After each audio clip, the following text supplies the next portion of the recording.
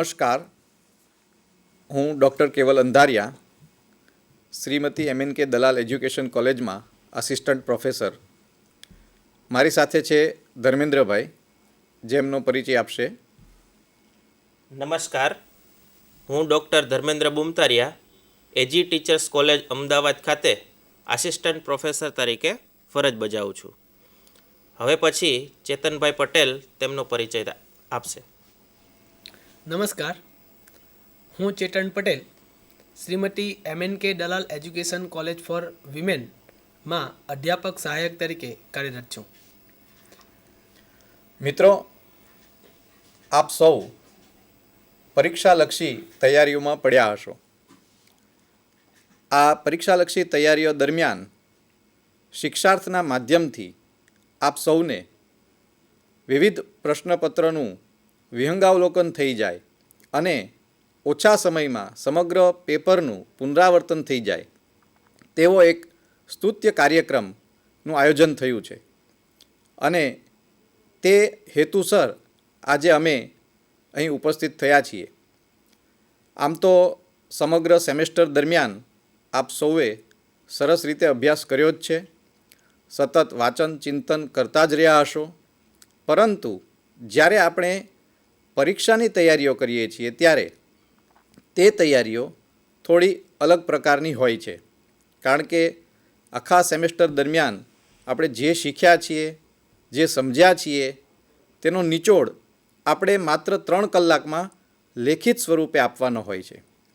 તો આવા સંજોગોમાં કેટલીક વિશેષ તૈયારીઓની જરૂરિયાત હોય છે. શાળા દરમિયાન તમે ઘણી પરીક્ષાઓ આપી હશે, યુનિવર્સિટીઓમાં પણ પરીક્ષાઓ આપી હશે અને હવે બીએડના કોર્સમાં પણ પરીક્ષાઓ આપવાના છો. એટલે પરીક્ષાર્થી તરીકે તમારી પાસે ઘણો બહોળો અનુભવ છે. અમારી પાસે પણ પરીક્ષાર્થી તરીકેનો અનુભવ છે, પરીક્ષક તરીકેનો અનુભવ છે, પ્રાશ્નિક તરીકેનો અનુભવ છે. તો આ બધાયના સરવાળા રૂપ આપણે પરીક્ષાલક્ષી કેટલીક બાબતો ધ્યાન પર લઈ શકીએ. જેમ કે આર્ટ્સના જે વિદ્યાર્થીઓ હશે તેમને હંમેશા પ્રશ્નનો ઉત્તર વિગતે લખવાની ટેવ હશે. તેઓ પ્રસ્તાવના લખશે, ઉપસંહાર લખશે અને જે વિગતો માગી છે તે પણ આપશે. જ્યારે સાયન્સનો વિદ્યાર્થી હશે કે કોમર્સનો વિદ્યાર્થી હશે તો તે મુદ્દાસર લખવા ટેવાયેલો હશે.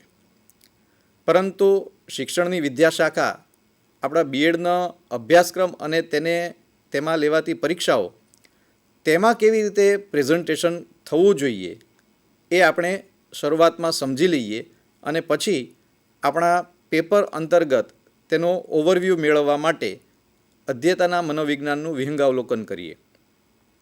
તો જ્યારે આપણે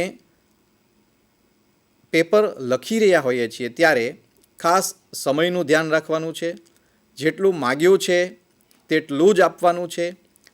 અહીંયા પરીક્ષાનું જે માળખું છે તેમાં 4 ગુણના પ્રશ્નો, 3 ગુણના પ્રશ્નો અને 2 ગુણના પ્રશ્નો છે. તો પ્રશ્નના ગુણભાર આધારિત તેનું આપણે વેરિએશન જોવા જઈએ તો ગુણભારમાં બહુ ઓછો તફાવત છે.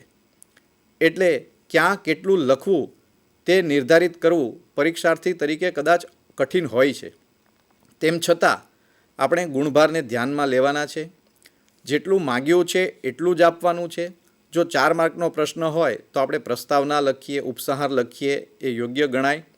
પરંતુ જે 8 માર્કના પ્રશ્નમાં કે 20 માર્કના પ્રશ્નમાં પ્રસ્તાવના લખીએ, ઉપસંહાર લખીએ, એવડા વિગતે કે એવડા મોટા ઉપસંહાર અને પ્રસ્તાવનાઓ અહીંયા લખવાની જરૂર નથી.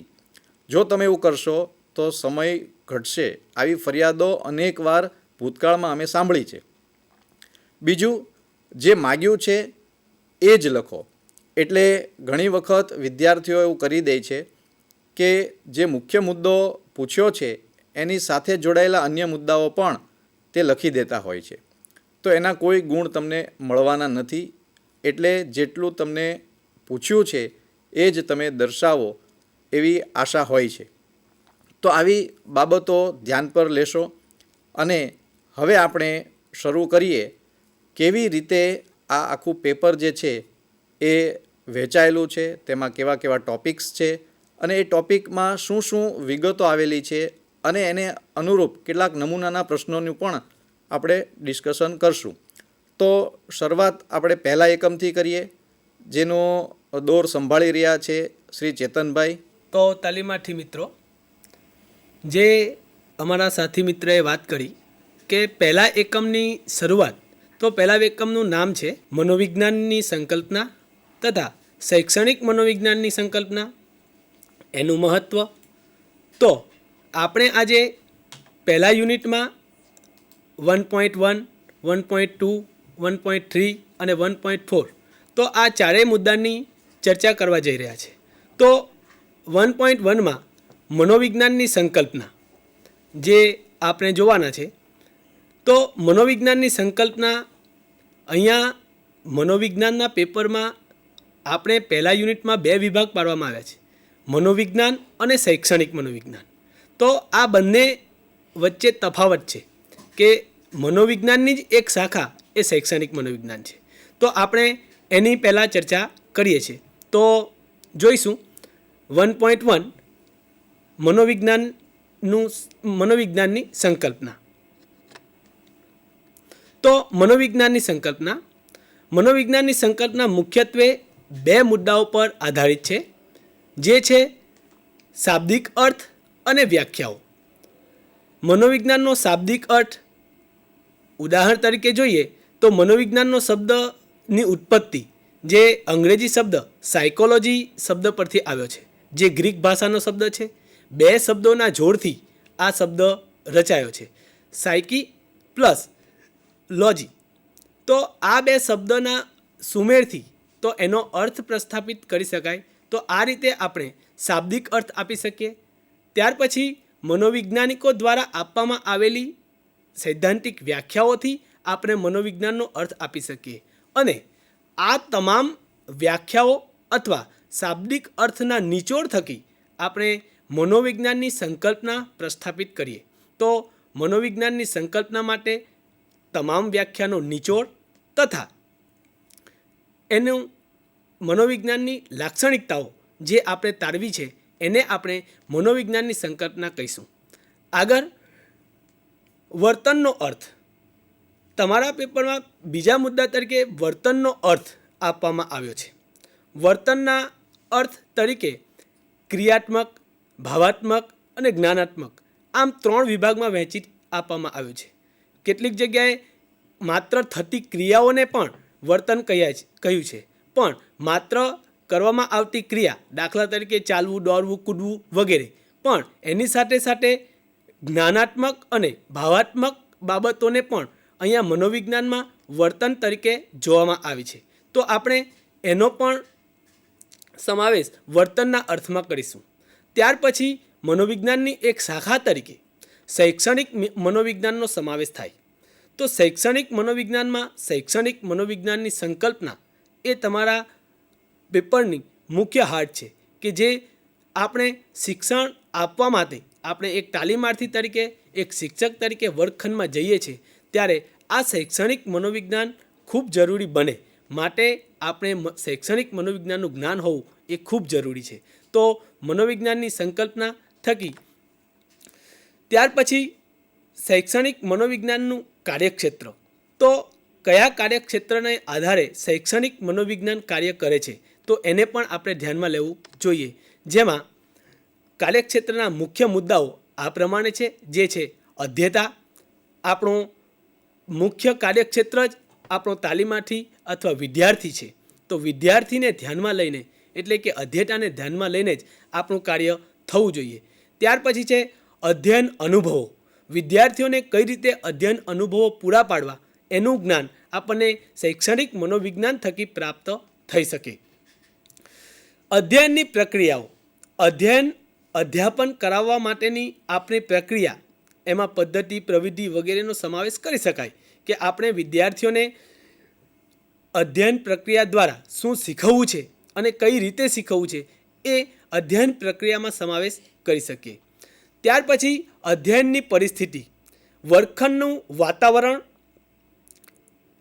સિચ્યુએશન, જે પરિસ્થિતિ નિર્માણ થઈ છે, આપણે જે પૂર્વ તૈયારી કરીને ગયા છે વર્ગખંડમાં, એ સિવાયની કોઈ પરિસ્થિતિ ઉત્પન્ન થાય તો આપણે એ વર્ગખંડને કઈ રીતે હેન્ડલ કરવો એનું જ્ઞાન એ આપણને અધ્યયનની પરિસ્થિતિ દ્વારા પ્રાપ્ત થાય. જો શૈક્ષણિક મનોવિજ્ઞાનના કાર્યક્ષેત્રમાં આ પરિસ્થિતિને ખાસ સ્થાન આપવામાં આવ્યું છે એનું મુખ્ય કારણ એ છે કે આપણે વર્ગખંડના પરિસ્થિતિથી વાકેફ હોઈએ અને વર્ગખંડની પરિસ્થિતિ ઝડપથી જાણીએ તો આપણે શૈક્ષણિક કાર્ય ખૂબ અસરકારક રીતે કરી શકીએ. ત્યાર પછી છે અધ્યયતાનું મૂલ્યાંકન. અધ્યયન અધ્યાપનની પ્રક્રિયામાં સૌથી છેલ્લું અને આપણે કેટલું અસરકારક શિક્ષણ આપ્યું એ જાણવા માટેનું મુખ્ય પ્રક્રિયા છે મૂલ્યાંકન. બાળકનું મૂલ્યાંકન થકી જ આપણે બાળકને સમજી શકીએ કે આપણે જે શૈક્ષણિક જ્ઞાન આપ્યું છે એ કેટલા અંત સુધી વિદ્યાર્થી પ્રાપ્ત કરી શક્યો છે. તો શૈક્ષણિક મનોવિજ્ઞાનના કાર્યક્ષેત્રના ભાગમાં શૈક્ષણિક અધ્યયતાનું મૂલ્યાંકન એ એનો મુખ્ય હાથ છે. અને છેલ્લે એક આપણે શિક્ષક તરીકે શૈક્ષણિક મનોવિજ્ઞાનના કાર્યક્ષેત્રમાં શિક્ષકનો સમાવેશ થાય છે.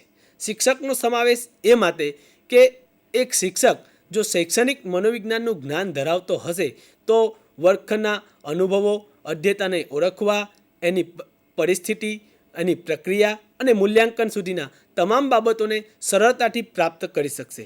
તો એ રીતે શૈક્ષણિક મનોવિજ્ઞાનનું કાર્યક્ષેત્ર વહેંચાયેલું છે. આગળ જોઈએ તો 1.1માં શૈક્ષણિક મનોવિજ્ઞાનનું મહત્ત્વ. તો શૈક્ષણિક મનોવિજ્ઞાનના મહત્ત્વમાં કાર્યક્ષેત્ર સાથે એનું મહત્ત્વ પણ એટલું જ જોડાયેલું છે. કેમ કે કાર્યક્ષેત્રના જેટલાય વિભાગો આપણે જોયા એના થકી શૈક્ષણિક મનોવિજ્ઞાનનું શું મહત્ત્વ હોઈ શકે એ આપણે જોઈશું. તો પહેલું છે વયકક્ષા. વિદ્યાર્થીની વયકક્ષાના આધારે જ્ઞાન આપવું એ ખૂબ જરૂરી છે. એક શિક્ષક તરીકે આપણે વિદ્યાર્થીની વયને ધ્યાનમાં લઈ વિદ્યાર્થીઓને આપણું જ્ઞાન પીરસવું, વિદ્યાર્થીઓને જ્ઞાન આપવું એ ખૂબ જરૂરી છે. માટે શૈક્ષણિક મનોવિજ્ઞાનનું મહત્ત્વ એ વયકક્ષા એમાં ખૂબ જરૂરી છે. ત્યાર પછી છે વર્ગ શિક્ષણની સમસ્યા. જે વર્ગખંડ દરમિયાન અથવા વર્ગ શિક્ષણ વખતે જે ઊભી થતી સમસ્યાઓ છે એને ઓળખવી એ પણ શૈક્ષણિક મનોવિજ્ઞાનની મહત્ત્વમાં ખૂબ જરૂરી બાબત છે. એક શિક્ષક તરીકે આપણે વર્ગખંડની સમસ્યાઓને ઝડપથી ઓળખીને જો શિક્ષણ કાર્ય કરાવીશું તો વિદ્યાર્થી અને આપણા શૈક્ષણિક અધ્યયન અધ્યાપનમાં અસરકારક કાર્ય કરી શકાશે. ત્યાર પછી શૈક્ષણિક મનોવિજ્ઞાનના મહત્ત્વમાં વ્યક્તિગત તફાવતોનો સમાવેશ એ ખૂબ જરૂરી છે. કેમ કે જે આવનાર વિદ્યાર્થીઓ આપણા વર્ગખંડમાં છે એ અલગ અલગ ક્ષમતાઓ અને ભિન્નતાઓ સાથે આપણા વર્ગમાં આવ્યા છે. તો એ ભિન્નતાઓને ઓળખવી એક શિક્ષક તરીકેની જવાબદારી છે. એમને ક્ષમતાઓ, એમની શક્તિઓ, એમના રસરૂચિ વગેરેને ઓળખી જો આપણે વિદ્યાર્થીઓને શિક્ષણ કાર્ય કરાવીશું તો એ અસરકારક શિક્ષણ કાર્ય થઈ શકે. માટે શૈક્ષણિક મનોવિજ્ઞાનનું મહત્ત્વ પણ વૈયક્તિક તફાવતોને ધ્યાનમાં લઈને કરવામાં આવ્યું છે. ત્યાર પછી છે અધ્યયતાના વર્તન દોષોની સમજ. બાળકમાં રહેલા વર્તન દોષોની સમજ જો શિક્ષક પ્રાપ્ત કરે તો એમને યોગ્ય કાર્ય કરાવી શકાય. માટે શૈક્ષણિક મનોવિજ્ઞાનના મહત્ત્વમાં વિદ્યાર્થીઓના વર્તન દોષોને સમજવા એ ખૂબ જરૂરી છે. ત્યાર પછી છે માપન, મૂલ્યાંકન અને માર્ગદર્શન માટે. તો શૈક્ષણિક મનોવિજ્ઞાનનું એક મહત્ત્વનું આ અંગ છે કે જેમાં માપન કરી શકાય, વિદ્યાર્થીનું મૂલ્યાંકન થાય અને એમને યોગ્ય માર્ગદર્શન આપવા માટે પણ શૈક્ષણિક મનોવિજ્ઞાનનું મહત્ત્વ રહેલું છે. તો આ રીતે શૈક્ષણિક મનોવિજ્ઞાનનું મહત્ત્વ આટલા મુદ્દાઓમાં વહેંચી શકાય છે.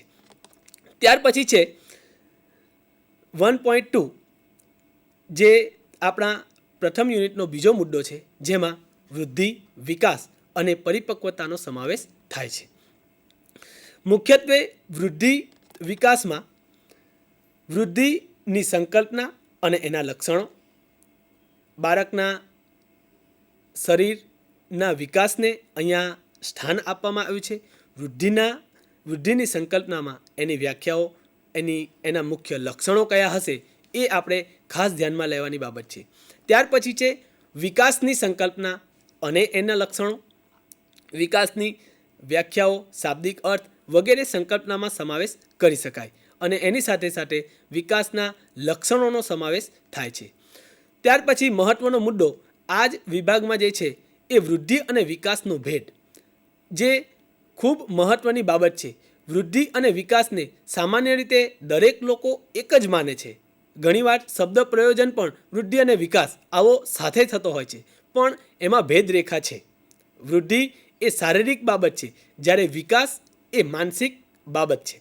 આ બંનેના ભેદ એ ખૂબ જરૂરી છે. માટે આપણે આ ટોપિકમાં વૃદ્ધિ અને વિકાસને અલગ પાડવાનો પ્રયત્ન કરવો, અને ખાસ કરીને પરીક્ષામાં વિદ્યાર્થીઓ જે પેરેગ્રાફ વાઇઝ રાઇટિંગ કરતા હોય છે, તો ખાસ ભેદ રેખા જ્યારે આપવી હોય, પરીક્ષકને પ્રભાવિત કરવા માટે ભેદ પાડવો હોય, તફાવત આપવો હોય, તો એને 2 વિભાગમાં વહેંચી શકાય.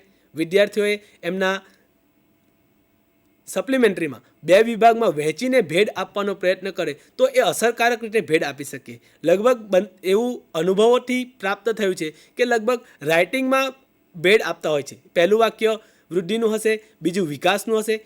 નહીં, એવું ન કરતાં આપણે એક કોષ્ટક એટલે કે એક સારણી સ્વરૂપે એનો 2 ભાગ પાડી ભેદ આપવાનો પ્રયત્ન કરીએ તો અસરકારક રીતે ભેદ આપી શકાય. જોનારને પણ લાગે કે વિદ્યાર્થીએ કંઈક સારી રીતે આનો તફાવત ડિસ્પ્લે કર્યો છે. તો આ રીતે આપણે આ ભેદ રેખા આપી શકીએ. ત્યાર પછી છે વૃદ્ધિ અને વિકાસનો આંતરસંબંધ. વૃદ્ધિ અને વિકાસ વચ્ચેનો સંબંધ શું છે, આંતરિક રીતે બંને કઈ રીતે જોડાયા છે, એ આ મુદ્દાની અંદર ડિસ્કસ કરવામાં આવ્યું છે. જેમ કે વૃદ્ધિની અસર વિકાસ પર થતી હોય છે, એ રીતે એનો આંતરસંબંધ શું છે એ આપણે આ મુદ્દા થકી જાણી શકીએ છીએ. ત્યાર પછી આગળ છે વૃદ્ધિ અને વિકાસ અને પરિપક્વતામાં આગળનો મુદ્દો છે વૃદ્ધિ અને વિકાસના સિદ્ધાંતો. અહીંયા વૃદ્ધિ અને વિકાસના 11 જેટલા સિદ્ધાંતો આપવામાં આવ્યા છે. એ ખૂબ જરૂરી છે, અને આ દરેક સિદ્ધાંતો આપણે અહીંયા જોઈશું.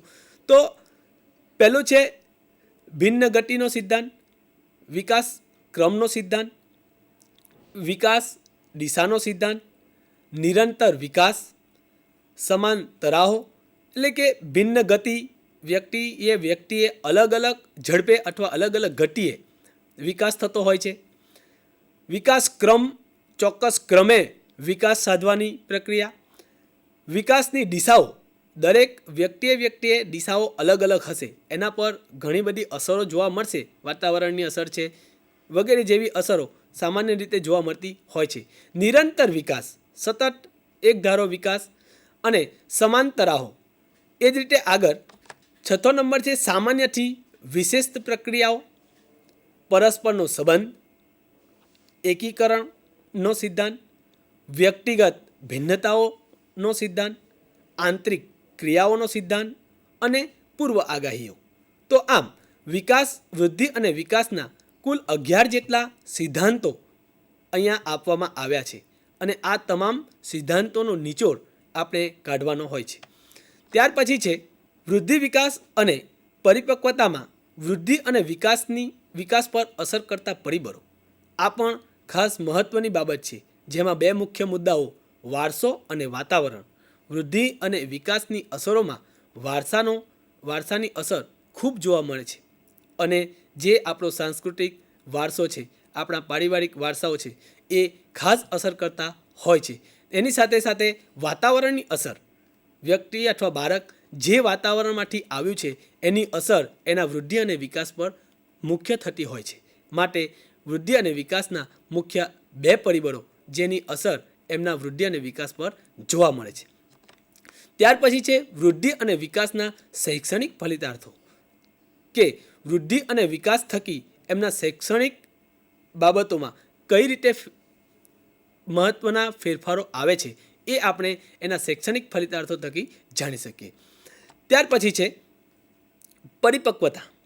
પરિપક્વતા એટલે કે મેચ્યોરિટી. એ બાળક કઈ રીતે પ્રાપ્ત કરે અને એની બાબતો આ મુદ્દા થકી આપણે જાણીએ. તો પરિપક્વતાનો અર્થ, એનો શાબ્દિક અર્થ અને એની વ્યાખ્યાઓ અને એની સંકલ્પના, જે રીતે સંકલ્પના તમામ વ્યાખ્યાનો નિચોડ આપણે આ પરિપક્વતાના સંદર્ભમાં આપી શકીએ.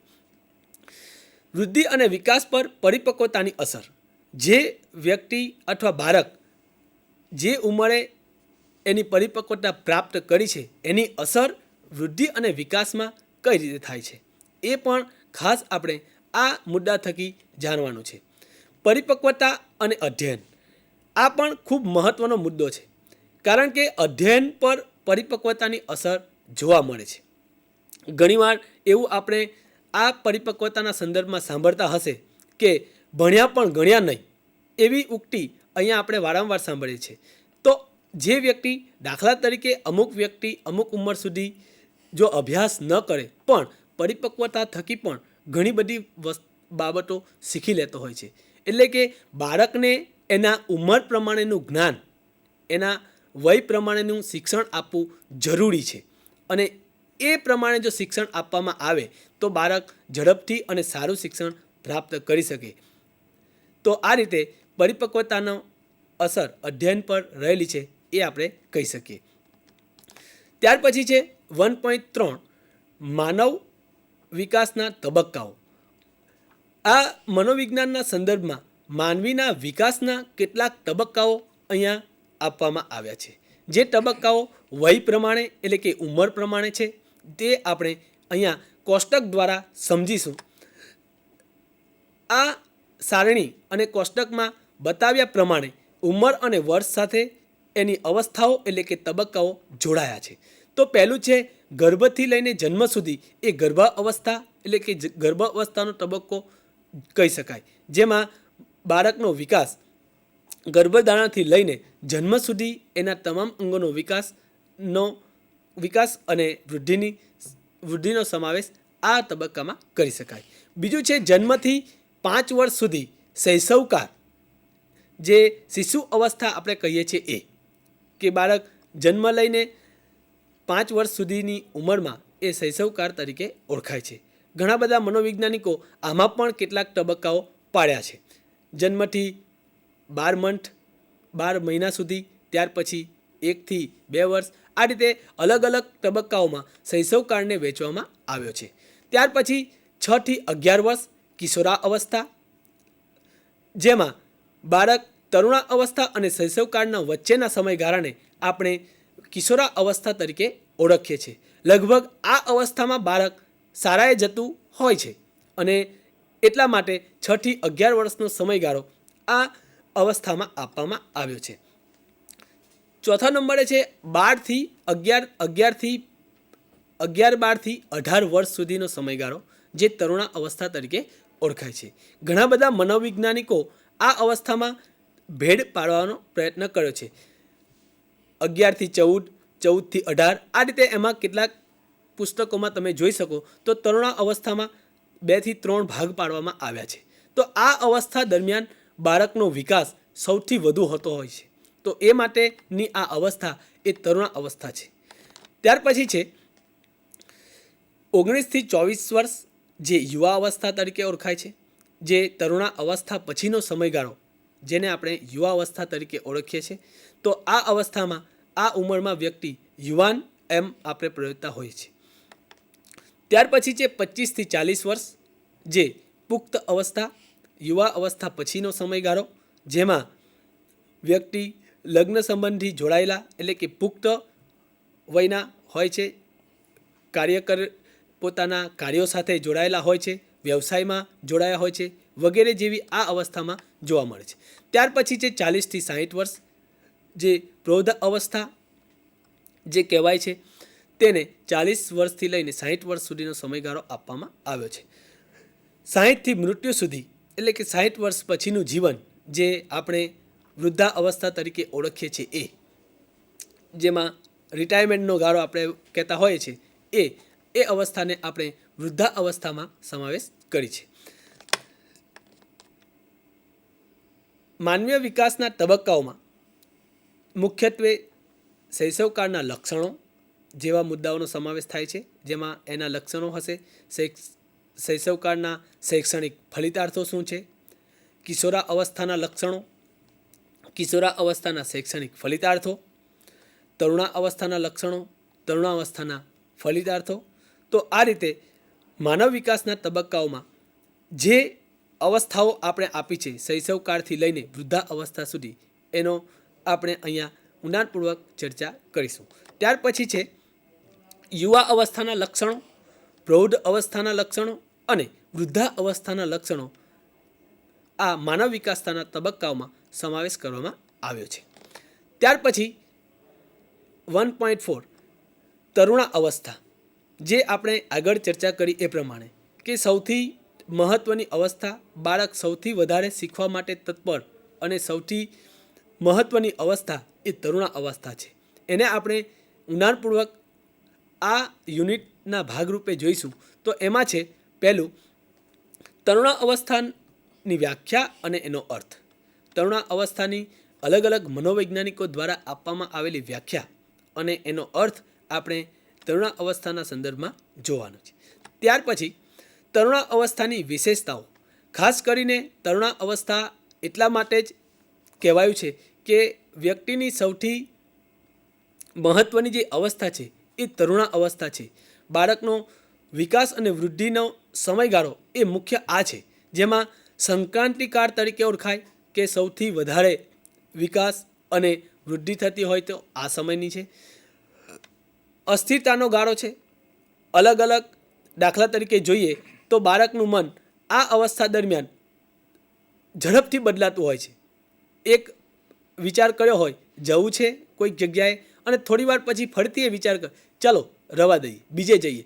આ રીતે એને અસ્થિરતાનો ગાળો કહેવાય છે. ચોક્કસ એક નિર્ણય પર પહોંચતા નથી. આ અવસ્થામાં બાળક હંમેશા અલગ અલગ નિર્ણયો પર ઝડપથી ગતિ કરતો હોય છે, માટે એને અસ્થિરતાનો ગાળો પણ કહી શકાય છે. પ્રશ્નાવર્થ અવસ્થા, જેમાં ખૂબ પ્રશ્નો, જિજ્ઞાસા વૃત્તિ પ્રબળ હોય છે.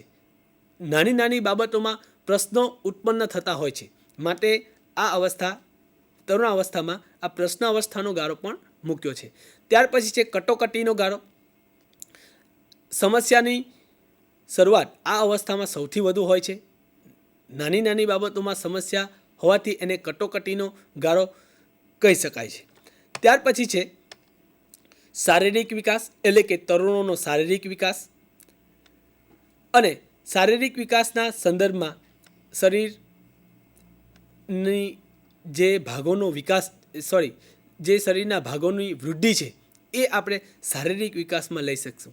એના બાંધો, અંગોમાં પરિવર્તન વગેરે જેવી બાબતો એ શારીરિક વિકાસના સંદર્ભમાં આવે છે. તો આ શારીરિક વિકાસના શૈક્ષણિક ફલિતાર્થો એ આપણે જોવાના છે. ત્યાર પછી છે માનસિક વિકાસ. આ અવસ્થા દરમિયાન બાળકના મગજનો વિકાસ સંપૂર્ણ થતો જાય છે, ઝડપથી અને ખૂબ હોય છે. માટે માનસિક વિકાસ શું છે એ પણ ખાસ ધ્યાનમાં રાખવાની બાબત છે. અને એની સાથે સાથે માનસિક વિકાસના શૈક્ષણિક ફલિતાર્થો જોડાયા છે. ત્યાર પછી છે સાંવેગિક વિકાસ. સાંવેગિક વિકાસમાં ભય, ડર, ક્રોધ વગેરે જેવી બાબતો, લાગણીની ભાવનાઓ આ સાંવેગિક વિકાસમાં સમાવિષ્ટ હોય છે. તો એ માટેનો વિકાસ એ તરુણોમાં ખૂબ જોવા મળે છે. લાગણીનો ભાવ, સંઘર્ષ કરવો, ભય, ક્રોધ આવવો વગેરે જેવી બાબતો સાંવેગિક વિકાસના સંદર્ભમાં જોડાયેલી છે. તો સાંવેગિક વિકાસના શૈક્ષણિક ફલિતાર્થો પણ આ મુદ્દા સાથે જોડાયેલા છે. ત્યાર પછી છે સામાજિક વિકાસ. આ અવસ્થા દરમિયાન બાળક મિત્રો, વિજાતીય સંબંધો સાથે ખૂબ જોડાયેલા હોય છે, માટે એમનો સામાજિક વિકાસનો સમયગાળો પણ આ સમયમાં ખૂબ હોય છે. માટે આ અવસ્થામાં સામાજિક વિકાસના લક્ષણો આપણે આ અવસ્થા દરમિયાન જોવાના થાય છે. ત્યાર પછી છે સામાજિક વિકાસનો શૈક્ષણિક ફલિતાર્થ. સામાજિક વિકાસના આધારે શિક્ષણમાં શું પરિવર્તન આવી શકે, શિક્ષણ લેવામાં કઈ રીતે મદદરૂપ થઈ શકે એ બાબતો આપણે શૈક્ષણિક ફલિતાર્થ રૂપે જોઈ શકીએ છીએ. તરુણાવસ્થાની મુખ્ય સમસ્યાઓ આપણે આગળ એની વિશેષતાઓમાં જોયું કે પ્રશ્નોનો ગાળો છે, જિજ્ઞાસાવૃત્તિ પ્રબળ છે, કટોકટી છે. માટે આ અવસ્થા દરમિયાન ઘણી બધી સમસ્યાઓ એમને ઉદ્ભવતી હોય છે, જેમાં મુખ્યત્વે શારીરિક સમસ્યાઓ, અચાનક શરીરના અંગોમાં આવતા ફેરફારને કારણે એ શારીરિક સમસ્યાઓ ઉત્પન્ન થાય છે. તરુણો હોય તો એને દાઢીના વાળ ફૂટવા, અંગોમાં વિકાસ થવો, વારંવાર ચહેરા ખરબચરો બનવો વગેરે જેવા સામાન્ય શારીરિક શારીરિક વિકાસ જોવા મળતો હોય છે. તો એ રીતે આપણે શારીરિક સમસ્યાનો ગાળો આ તરુણાવસ્થામાં ઉદ્ભવતો હોય છે. ત્યાર પછી છે સામાજિક સમસ્યાઓ. સામાજિક સમસ્યાઓમાં પણ આ અવસ્થા દરમિયાન બાળક ખૂબ મૂંઝવણ અનુભવતો હોય છે. અને ત્યાર પછી છે જાતીય સમસ્યાઓ. વિજાતીય આકર્ષણો હોવાથી જાતીય સમસ્યા ઉદ્ભવતી હોય છે. તો આ અવસ્થા દરમિયાન જે સમસ્યાઓ ઉત્પન્ન થાય છે એને આપણે આ 3 કેટેગરીમાં વહેંચી શકીએ છીએ. તો આ રીતે આપણે પહેલા યુનિટમાં આમ તરુણા અવસ્થા સુધી એની સમસ્યાઓ સુધી આપણે અભ્યાસ કરશું. હવે મારા સાથી મિત્ર ડૉક્ટર ધર્મેન્દ્રભાઈ બુમતરિયા બીજા યુનિટની સમજૂતી આપશે. મિત્રો, એકમ 2 તેના વિશે આપણે કયા કયા મુદ્દાઓનો સમાવેશ થાય છે તેમજ તેના આધારિત કયા પ્રશ્નો પૂછાઈ શકે તેના વિશે આપણે પાવરપોઈન્ટ પ્રેઝન્ટેશન દ્વારા જોઈશું. એકમ 2 તેમાં અલગ અલગ મનોવૈજ્ઞાનિકો દ્વારા સિદ્ધાંતો પ્રસ્થાપિત કરેલા અને એના વિશે આપણે ડિટેલમાં અભ્યાસ કરેલો છે. આ સિદ્ધાંતોમાં અમુક મુદ્દા ખાસ આપણે નોંધવા જેવા છે કે જેનો આપણે પરીક્ષા માટે તેમજ આપણા શિક્ષણ પ્રક્રિયા દરમિયાન પણ અસરકારક શિક્ષણ માટે વિનિયોગ કરી શકીએ. તો આવા 4 સિદ્ધાંતોનો સમાવેશ એકમ 2માં થયેલો છે. જેમાં એકમ 2.1 જીન પિયાજેનો જ્ઞાનાત્મક સિદ્ધાંત, ત્યારબાદ વાઇગોટ્સ્કીનો જ્ઞાનાત્મક વિકાસ સિદ્ધાંત, ત્યારબાદ ત્રીજો સિદ્ધાંત કોહલબર્ગનો નૈતિકતા વિકાસ સિદ્ધાંત અને ચોથો એરિક્સનનો મનોસામાજિક વિકાસ સિદ્ધાંત. સૌથી પહેલો 2.1 જીન પિયાજેનો જ્ઞાનાત્મક વિકાસ સિદ્ધાંત. તેમાં કેટલાક મુદ્દાઓ સરસ રીતે અભ્યાસક્રમમાં સમાવેશ કરેલા છે. સૌથી પહેલાં જીન પિયાજે જે મનોવૈજ્ઞાનિકે આ વિકાસ સિદ્ધાંત પ્રસ્થાપિત કરેલો છે તેમનો પરિચય. આ સિદ્ધાંત તેમણે પ્રસ્થાપિત કરેલો ત્યારે કેટલીક પૂર્વધારણાઓ તેમને નક્કી કરેલી હતી, તો એ પૂર્વધારણાઓનો સમાવેશ તેમાં થાય છે. આ બંને મુદ્દા છે એ ટૂંકા છે કે જે ટૂંક જવાબી પ્રશ્નોમાં ક્યાંક ક્યાંક એનો સમાવેશ થઈ શકે છે. તો પરીક્ષાના સંદર્ભે વાત કરીએ તો ટૂંક જવાબી પ્રશ્નો તરીકે તેનો સમાવેશ થઈ શકે. ત્યારબાદ જીન પિયાજે મનોવૈજ્ઞાનિકે જ્યારે આ જ્ઞાનાત્મક વિકાસ સિદ્ધાંત પ્રસ્થાપિત કરેલો ત્યારે તેમણે કેટલાક શબ્દોનો પ્રયોજન વારંવાર કરેલો આ સિદ્ધાંત દરમિયાન. તો એવા કેટલાક પારિભાષિક શબ્દો ટર્મિનોલોજી તેમનો પણ આપણે અભ્યાસ કરવો જરૂરી બને છે.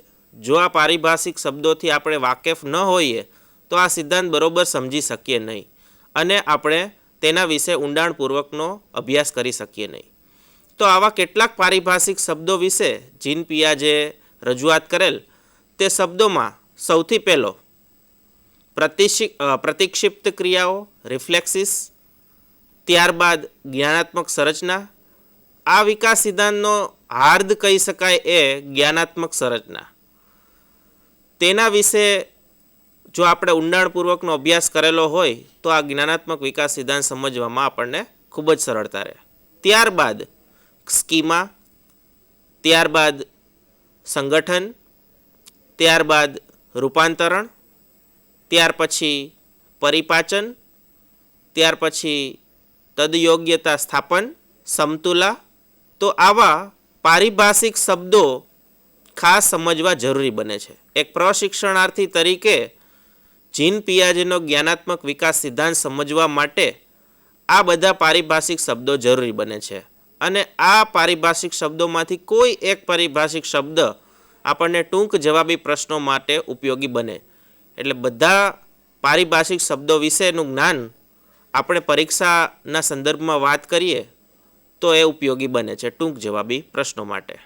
ત્યારબાદ જ્ઞાનાત્મક વિકાસ સિદ્ધાંતના કેટલાક તબક્કાઓ જીન પિયાજે દ્વારા આપવામાં આવેલા. આ 4 તબક્કાઓ એક પછી એક આપણે ટૂંકમાં જોઈએ. સૌથી પહેલો તબક્કો છે સંવેદન સ્નાયુલક્ષી તબક્કો. 0 થી 2 વર્ષ એટલે કે જન્મથી 2 વર્ષ સુધીનો જે સમયગાળો છે બાળકનો તે સંવેદન સ્નાયુલક્ષી તબક્કો કહી શકાય. અહીં સ્નાયુઓનો વિકાસ થાય છે, શારીરિક વિકાસ થાય છે. તો જે પ્રાથમિક તબક્કો જન્મ પછીનો છે તે દરમિયાન કેવા પ્રકારનો જ્ઞાનાત્મક વિકાસ થાય છે તેના માટે જીન પિયાજે દ્વારા તેમના વિશે કીધેલું છે. ત્યારબાદ બીજો તબક્કો છે 2 વર્ષથી 7 વર્ષનો સમયગાળો, પૂર્વ ક્રિયાત્મક તબક્કો. આ સમય દરમિયાન તે ઘર પરિવારના સદસ્યો સિવાય આસપાસના વ્યક્તિઓ સાથે સાયુજ્ય સાધે છે, તેમની સાથે મળે છે, વિચારોનું આદાન પ્રદાન કરે છે અને એનો એ રીતે જ્ઞાનાત્મક વિકાસ થાય છે. તો એના વિશે જીન પિયાજેએ અલગ તબક્કો મૂકેલ છે. ત્યાર પછીનો તબક્કો મૂર્ત ક્રિયાત્મક તબક્કો. આ સમયગાળો 7 વર્ષથી 11 વર્ષ સુધીનો કીધેલો છે. આ સમય દરમિયાન બાળક વિદ્યાર્થી બને છે, શાળાએ જતો થાય છે અને શાળાએ નવા નવા મિત્રો બનાવે છે, નવા શિક્ષકો સાથે તે જોડાય છે. તો શાળાનો જે આ તબક્કો છે એ મુખ્ય છે. શરૂઆતના સમયગાળામાં જ્યારે શાળાએ જાય છે ત્યારે વિવિધ અનુભવો મેળવે છે અને એ રીતે તેનો જ્ઞાનાત્મક વિકાસ થાય છે. ત્યાર પછીનો સમયગાળો અમૂર્ત ક્રિયાત્મક તબક્કો. આ સમયગાળાને 11 વર્ષથી પુખ્તાવસ્થા સુધીના સમયગાળામાં સમાવેશ થાય છે. આ સમયગાળા દરમિયાન તે પ્રાથમિક શિક્ષણ તેમજ માધ્યમિક શિક્ષણ અને આગળનો અભ્યાસ મેળવે છે અને અમૂર્ત વિચારની પ્રક્રિયા તરફ આગળ વધે છે. તો આ રીતે જીન પિયાજે દ્વારા આ 4 તબક્કાઓ જ્ઞાનાત્મક વિકાસ તરીકે વિભાજિત કરેલા છે.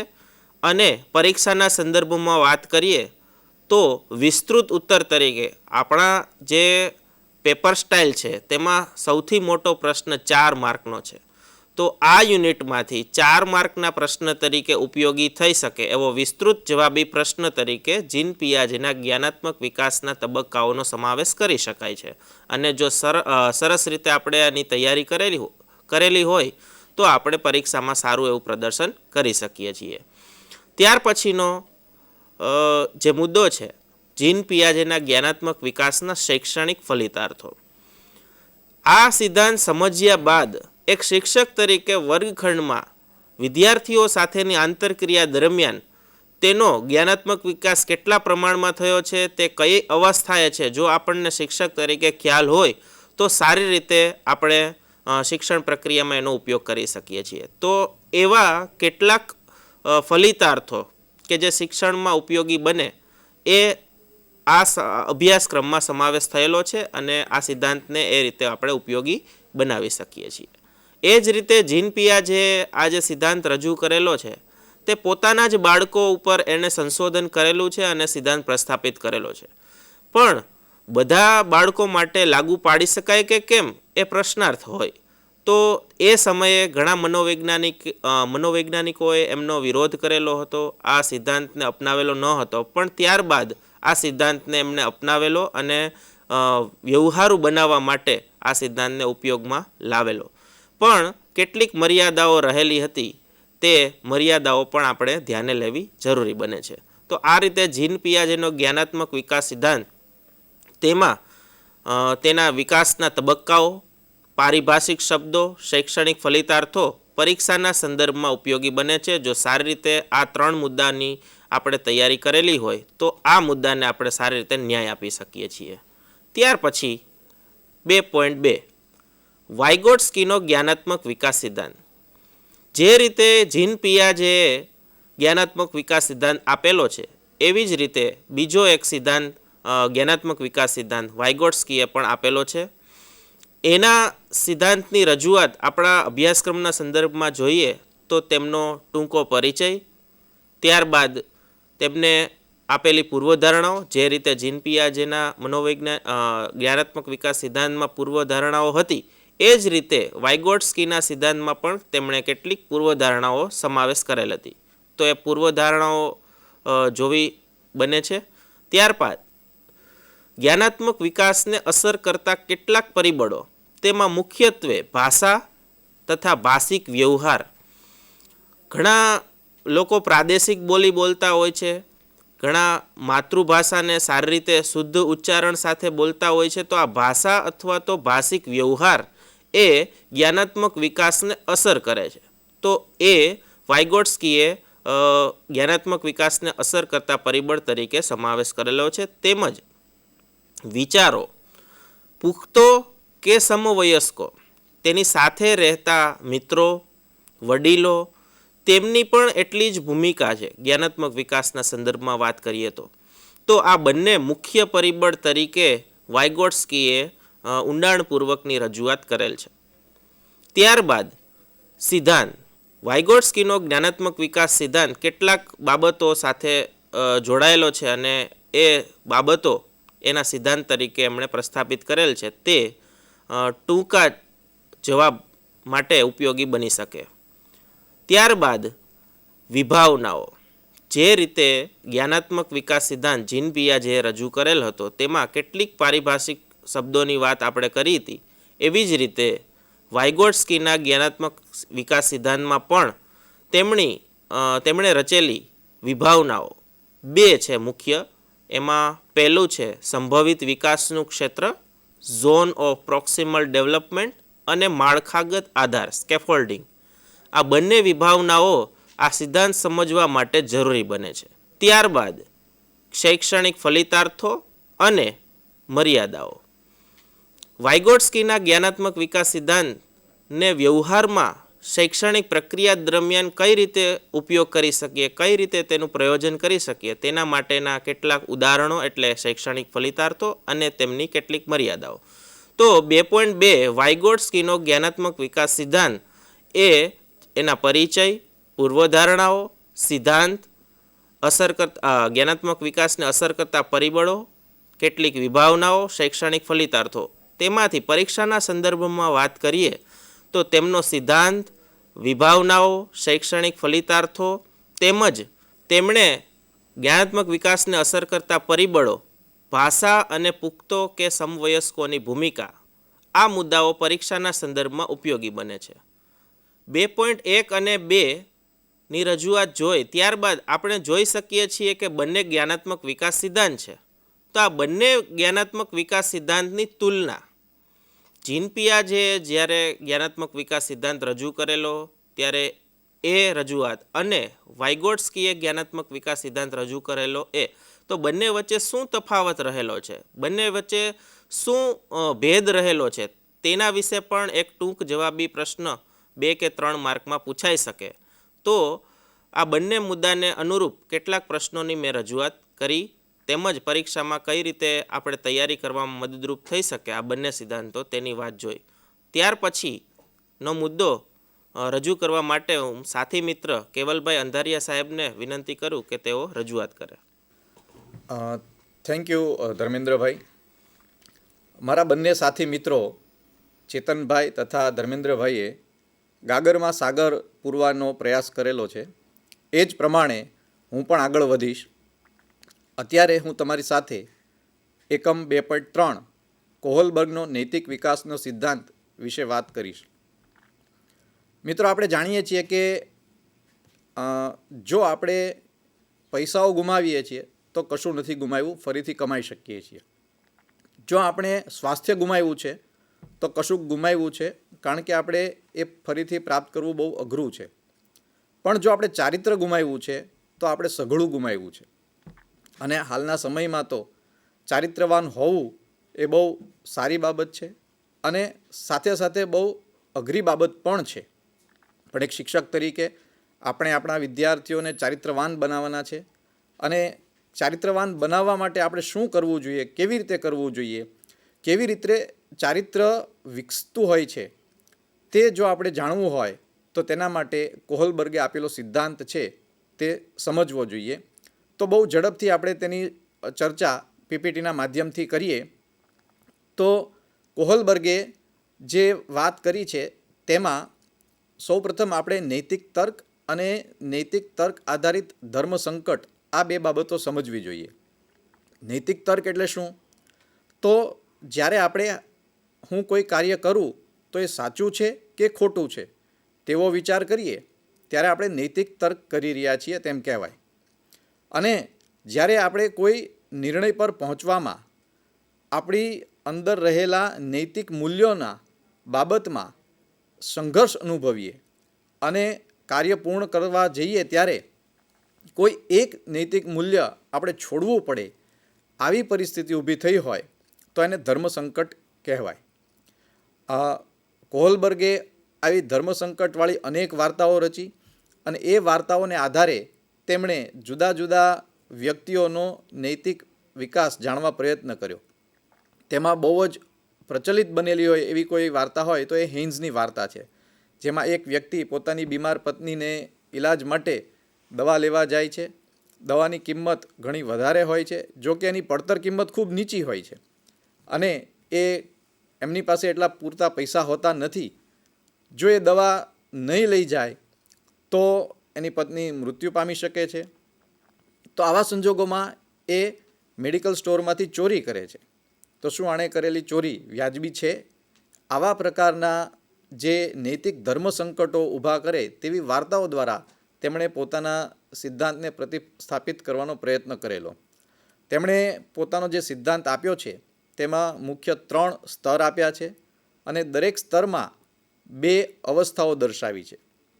પહેલું સ્તર છે એ પૂર્વ નૈતિક સ્તર તરીકે ઓળખાય છે અને તેમાં 2 અવસ્થા પૈકી પહેલી અવસ્થા છે સજાથી બચવા માટે આજ્ઞાપાલન. આપણે જોઈએ છીએ નાના બાળકો આપણી આજ્ઞાઓ માની લે તો એની પાછળનું એકમાત્ર કારણ હોય છે કે એને સજાથી બચવું છે. કેટલાક મા બાપો દાંટ કરતા હોય છે, પડકારતા હોય છે, ક્યારેક હાથ ઉપાડતા હોય છે, તો બાળક જાણી અજાણીએ ગમે ન ગમે તો પણ માતા પિતાની આજ્ઞા છે એ માની લેતા હોય છે, વડીલોની આજ્ઞા માની લેતા હોય છે. તો ત્યારે એમનામાં નૈતિકતા જેવું કશું આવિર્ભાવ પામ્યું હોતું નથી, પણ માત્ર ને માત્ર સજાથી બચવા માટે તેઓ આજ્ઞાનું પાલન કરવા લાગે છે. બીજો જે તબક્કો છે એ લાલચથી આજ્ઞા પાલન. હવે કેટલીક ઉંમર પછી બાળક એ સમજતું થઈ જાય છે કે હું આજ્ઞા પાલન કરીશ તો મને કશુંક બદલારૂપ મળશે અથવા મારી પ્રશંસા થશે અથવા મને ગમે તેવું કંઈક કાર્ય થશે. એટલે એ લાલચને કારણે આજ્ઞાઓનું પાલન કરવા લાગે છે. બીજું જે સ્તર છે એ છે નિયામક નૈતિક સ્તર અથવા પારંપરિક નૈતિકતા. આમાં પણ 2 અવસ્થાઓ રહેલી છે, ત્રીજી અને ચોથી અવસ્થા. ત્રીજી અવસ્થા છે એ સારી છાપ પ્રત્યેની અભિમુખતા. બાળક અહીં કિશોરાવસ્થામાં પહોંચ્યું હોય છે અને હવે તે સમજતું થાય છે કે સમાજની અંદર આપણે વ્યવહારો કરીએ છીએ અને સમાજના જે નીતિ નિયમો હોય, સમાજની જે માન્યતાઓ હોય તેને અનુરૂપ જો આપણે વર્તનો કરીએ તો સમાજમાં આપણી છાપ છે એ સારી પડે છે.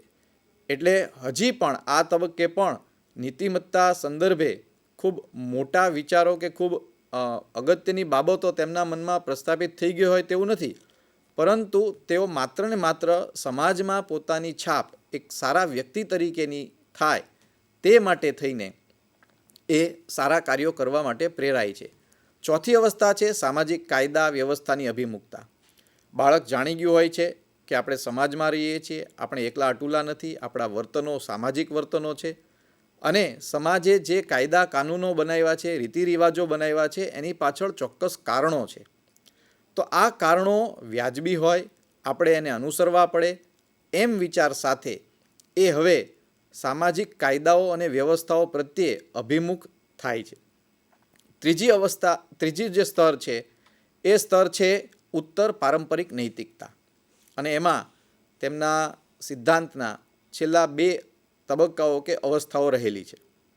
5મી અવસ્થા છે સામાજિક કરારની અભિમુખતા. અહીં બાળક વધુ સામાજિક બને છે.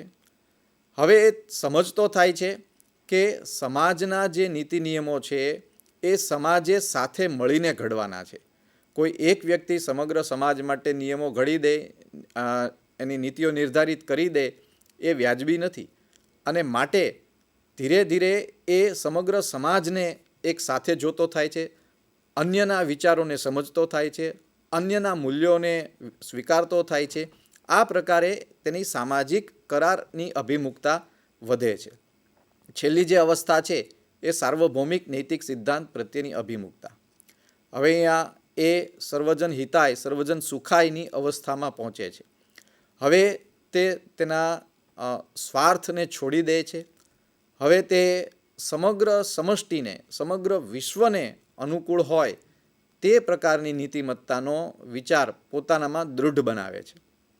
તો કોહલબર્ગનો જે આ નૈતિક વિકાસનો સિદ્ધાંત છે તેમાં એણે આવા જુદા જુદા સ્તર આપેલા છે અને એ સ્તર અંતર્ગત 6 અવસ્થાઓ આપેલી છે. અહીં એણે ઉંમરની કોઈ ચોક્કસ સમય રેખાઓ આપેલી નથી, પણ એમ છતાં જે પણ એમણે વાત કરી છે એના આધારે આપણે એવું કહી શકીએ કે બહુ નાની ઉંમરમાં નૈતિકતા વિષયક કોઈ વિચાર બાળકોમાં હોતો નથી. તેમની અવસ્થા જ એવી હોય છે કે જેને કારણે તેમાં આત્મકેન્દ્રિતા હોય છે, તેઓમાં સ્વાર્થ હોય છે. પણ આપણે જેમ જેમ મોટા થતા જઈએ છીએ, જેમ જેમ સમાજમાં જતા થઈએ છીએ, તેમ તેમ આપણને ખ્યાલ આવતો જાય છે અને લગભગ તરુણાવસ્થા યુવાવસ્થા સુધી પહોંચતા પહોંચતા આપણે આપણી નૈતિકતા અંગે ઘણું ખરું વિચારી લીધું હોય છે. આપણામાં આપણા નૈતિક મૂલ્યો છે એ પ્રસ્થાપિત થઈ ગયા હોય છે. આ જ મુદ્દામાં આગળ બીજા જે ટોપિક્સ રહેલા છે તે છે કોહલબર્ગના સિદ્ધાંતનું મૂલ્યાંકન. અગાઉ પણ આપણે દરેક સિદ્ધાંતમાં એ સિદ્ધાંતનું મૂલ્યાંકન કરેલું છે અથવા તો એની મર્યાદાઓ છે એ તારવેલી છે. અહીં પણ કોહલબર્ગના જે સિદ્ધાંત આપવામાં આવ્યો છે તેનું જો આપણે મૂલ્યાંકન કરીએ તો એવું કહી શકાય કે કોહલબર્ગે જુદી જુદી વાર્તાઓ દ્વારા જુદા જુદા વ્યક્તિઓ પાસેથી તેમના નૈતિકતા વિશેના જ્ઞાનની માહિતી મેળવી. તો સંશોધનના સંદર્ભમાં આપણે એમ કહી શકીએ કે જુદા જુદા ઉપકરણો દ્વારા માહિતી પ્રાપ્ત કરવામાં આવી છે. તો જુદા જુદા ઉપકરણો દ્વારા પ્રાપ્ત કરેલી માહિતીને આધારે આપણે સામાન્યકરણ કરવું એ કેટલું યોગ્ય ગણાય? તો આ એક પ્રશ્ન છે. આ એના માટે વિચારવા જેવું છે. બીજું, કોહલબર્ગે મોટા ભાગે બાળકો કુમારો પાસેથી માહિતી પ્રાપ્ત કરી છે. એટલે એમણે લગભગ એમના માહિતીના સ્ત્રોત તરીકે સ્ત્રીઓને કે કન્યાઓને ક્યાંય સ્થાન નથી આપ્યું. તો બની શકે કે સ્ત્રીઓમાં કે કન્યાઓમાં નૈતિક વિકાસની તરાહ જુદી હોય. આ ઉપરાંત એમણે જે માહિતીઓ પ્રાપ્ત કરી છે એમાં મોટા ભાગના 16 વર્ષ કે તેની આસપાસના બાળકો હતા. હવે જ્યારે હેઇન્સની આપણે વાર્તાની વાત કરી તો હેઇન્સની વાર્તામાં એ પરિણીત પુરુષ છે અને 16 વર્ષનો બાળક પરિણીત નથી હોતો. તો આખી વાર્તામાં તેણે એક ઇમેજિનેશન કરવાનું છે, એક કલ્પના કરવાની છે કે પોતે પરિણીત હોય અને એની પત્ની આવી રીતે બીમાર હોય તો શું કરે. એટલે જે બાળકને લગ્ન જીવનનો અનુભવ જ નથી એવા બાળકને એ અંગે વિચારણા કરી અને ઉત્તર આપવાનો છે. તો કેટલાક મનોવૈજ્ઞાનિકો એ તરફ પણ પ્રશ્નાર્થ મૂકે છે. એટલે આવી કેટલીક એમની મર્યાદાઓ કહી શકાય કે આપણે એનું ચિંતન કર્યા બાદ મૂલ્યાંકન કર્યું એમ કહી શકાય. આ જ એકમમાં આગળનો મુદ્દો આવે છે શૈક્ષણિક ફલિતાર્થો. મિત્રો, શૈક્ષણિક ફલિતાર્થો એટલે કોઈ પણ જ્ઞાન મેળવ્યા પછી આપણે આપણા વર્ગ વ્યવહારમાં, આપણા અધ્યાપન કાર્યમાં તેનો ઉપયોગ કેવી રીતે કરશું તે બાબતો. તો કોહલબર્ગનો જે સિદ્ધાંત આપણે પ્રાપ્ત કર્યો, શીખ્યા, તેનો હવે આપણા વર્ગ વ્યવહારમાં કેવી રીતે ઉપયોગ કરશું એ બાબતો એ શૈક્ષણિક ફલિતાર્થો છે. કોહલબર્ગે નૈતિકતા માટેની જે વાત કરી છે તેના આધારે ચોક્કસ શિક્ષક તરીકે આપણે એવું કહી શકીએ કે નાની ઉંમરના બાળકો સામે આપણે નૈતિક વ્યવહારોની અપેક્ષાઓ રાખીએ તો એ યોગ્ય ન ગણાય. કારણ કે નાની વયના બાળકોમાં હજી નૈતિકતા અંગે કશું ખીલ્યું જ નથી. ત્યારબાદ બાળક જે અવસ્થામાં હોય તે અવસ્થાને અનુરૂપ તેની પાસેથી અપેક્ષા રાખી શકાય. જો આપણે વધારે અપેક્ષા રાખીએ તો કદાચ આપણે નાસીપાસ થઈએ. શિક્ષકે પોતાના વ્યવહારો પણ, આચરણ પણ નૈતિક જવાબદારી પૂર્ણ કરવા જોઈએ. કારણ કે નૈતિકતા છે એ માત્ર વાતોથી શીખવી શકાતી નથી, એ આચરણ કરીને શીખવવાની બાબત છે. એટલે આવી બધી કેટલીક બાબતો એ તેના શૈક્ષણિક ફલિતાર્થોમાં જોડાયેલી છે. જો પરીક્ષાના સંદર્ભમાં આપણે વાત કરીએ તો સિદ્ધાંત પૂછી શકાય છે, શૈક્ષણિક ફલિતાર્થો પૂછી શકાય છે, એનું વિવેચનાત્મક મૂલ્યાંકન પૂછી શકાય છે. આ બધી જ પ્રકારના પ્રશ્નો પૂછી શકાય છે અને અગાઉ મેં કહ્યું એમ 4, 3 અને 2 ગુણના પ્રશ્નો હોવાને કારણે કોઈ પણ પ્રશ્નને તમે કોઈ પણ ગુણમાં મૂકી શકો છો, પૂછી શકો છો. પરીક્ષાર્થી તરીકે આપણે કેટલા ગુણમાં પ્રશ્ન પૂછાયો છે તે જોવાનું છે.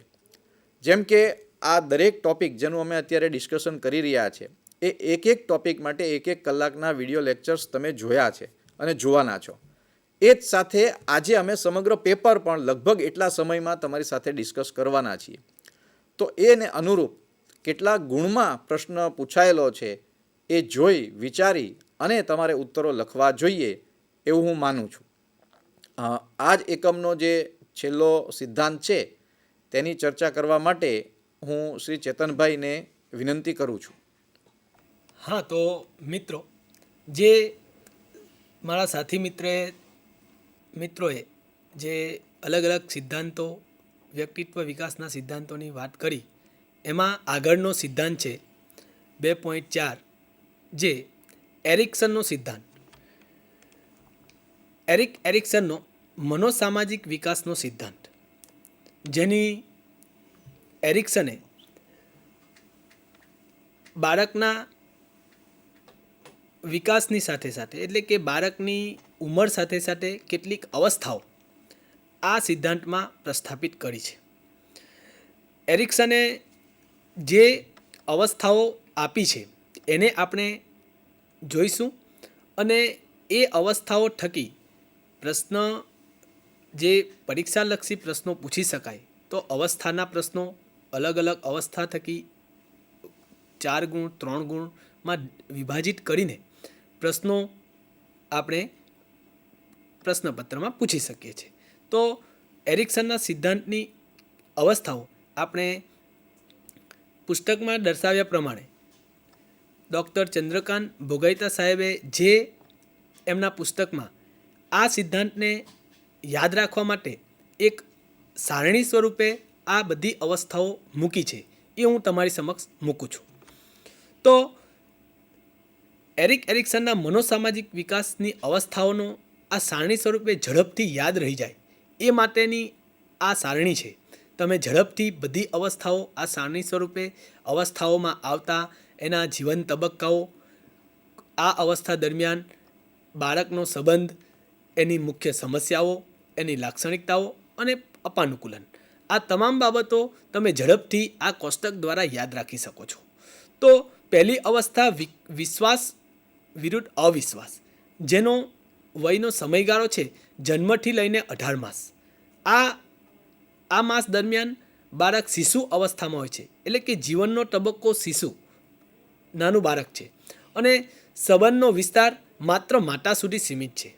એ માતા સાથે જ એના તમામ પ્રકારના વ્યવહારો કરતું હોય છે. ખાસ કરીને ખોરાક લેવો, ઊંઘવું, આરામ કરવો, સ્નેહ અને હૂંફ પ્રાપ્ત કરવી, આ તમામ બધી બાબતો આ વિશ્વાસ અને અવિશ્વાસની અવસ્થામાં સમાયેલી છે અને એનો સીધો સંબંધ માતા સાથે છે.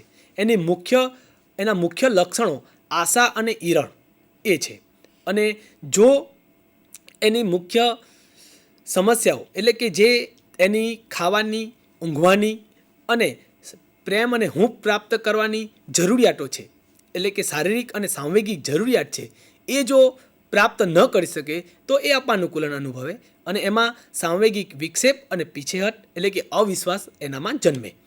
ત્યાર પછીની બીજી અવસ્થા છે સ્વાયત્તતા અને શરમ, જે 18 માસથી લઈને 3 વર્ષ સુધીના બાળકમાં હોય છે. એ અવસ્થા એમાં એનો જીવનનો તબક્કો બાળક તરીકે ઓળખાય છે અને એનો સંબંધ માતા પિતા સાથે હોય છે. બાળક 18 માસથી લઈને 3 વર્ષ સુધી એ માતા પિતા સાથે રમતું હોય, એકબીજા માતા અને પિતા અને પરિવારજનો એને હલાવતા હોય, એમને રમાડતા હોય, વગેરે જેવી બાબતો આમાં સામાન્ય છે. એમાં શારીરિક ક્રિયાઓ, શૌચ ક્રિયાઓ, તાલીમ, સ્નાયુનું નિયંત્રણ, ચાલવું, દોડવું, કૂદવું વગેરે જેવી મુખ્ય સમસ્યાઓ આ અવસ્થામાં હોય છે. આ અવસ્થાના મુખ્ય લક્ષણો ઈચ્છા અને સ્વનિયંત્રણ છે. આ અવસ્થામાં સ્વાયત્તતા, એટલે કે પોતાનું કામ જાતે કરવું, એ માટે બાળક પ્રયત્નશીલ હોય છે. એ કાર્ય જાતે કરવા માટે, દાખલા તરીકે જમવું, હું જાતે જમીશ, જાતે રમીશ, દોડીશ, ચાલીશ વગેરે જેવા ઉદાહરણો આપણે આ અવસ્થા દરમિયાન સાંભળી શકીએ. અને જો આ અવસ્થામાં એને સ્વાયત્તતા ન આપવામાં આવે તો બાળક શરમનો ભાવ અનુભવે, તો એમાંથી એની અપાનુકૂલનની ભાવનામાં આવેગશીલ તથા આવેગશીલતા અને દબાણ અનુભવે છે. ત્યાર પછીની અવસ્થા છે જે ત્રીજી અવસ્થા કહેવાય છે, જે પહેલ કરવી વર્સિસ વિરુદ્ધ અપરાધ ભાવ, એટલે કે 3 વર્ષથી લઈને 6 માસ સુધીનો સમયગાળો. એ પૂર્વ શાલેય એનો જીવનનો તબક્કો છે, એટલે કે શાળામાં પ્રવેશ પહેલાંનો સમય. એ કુટુંબ સાથે એનો સીધો સંબંધ હોય છે, એટલે કે પરિવારના મિત્રો, માતા પિતા, પરિવારજનો સાથે એ રમતું ફરતું, એમના એકબીજાના હાથમાં જતું, ઝૂલાવતા હોય છે, એને રમાડતા હોય છે, ખવડાવતા હોય છે, ઊંઘાડતા હોય છે. આ બધી ક્રિયાઓ આ અવસ્થામાં જોવા મળે છે. ખાસ મુખ્ય સમસ્યાઓ એની શોધખોળ અને રમતગમત છે. આ અવસ્થા દરમિયાન બાળક રમશે, દોડશે, કૂદશે વગેરે જેવી બાબતો આ અવસ્થામાં સામાન્ય હોય છે, જેના મુખ્ય લક્ષણો હેતુ અને દિશા, એટલે કે એને પહેલ વૃત્તિ જાગૃત થાય એવા કાર્યો આ અવસ્થામાં કરવાના થાય છે.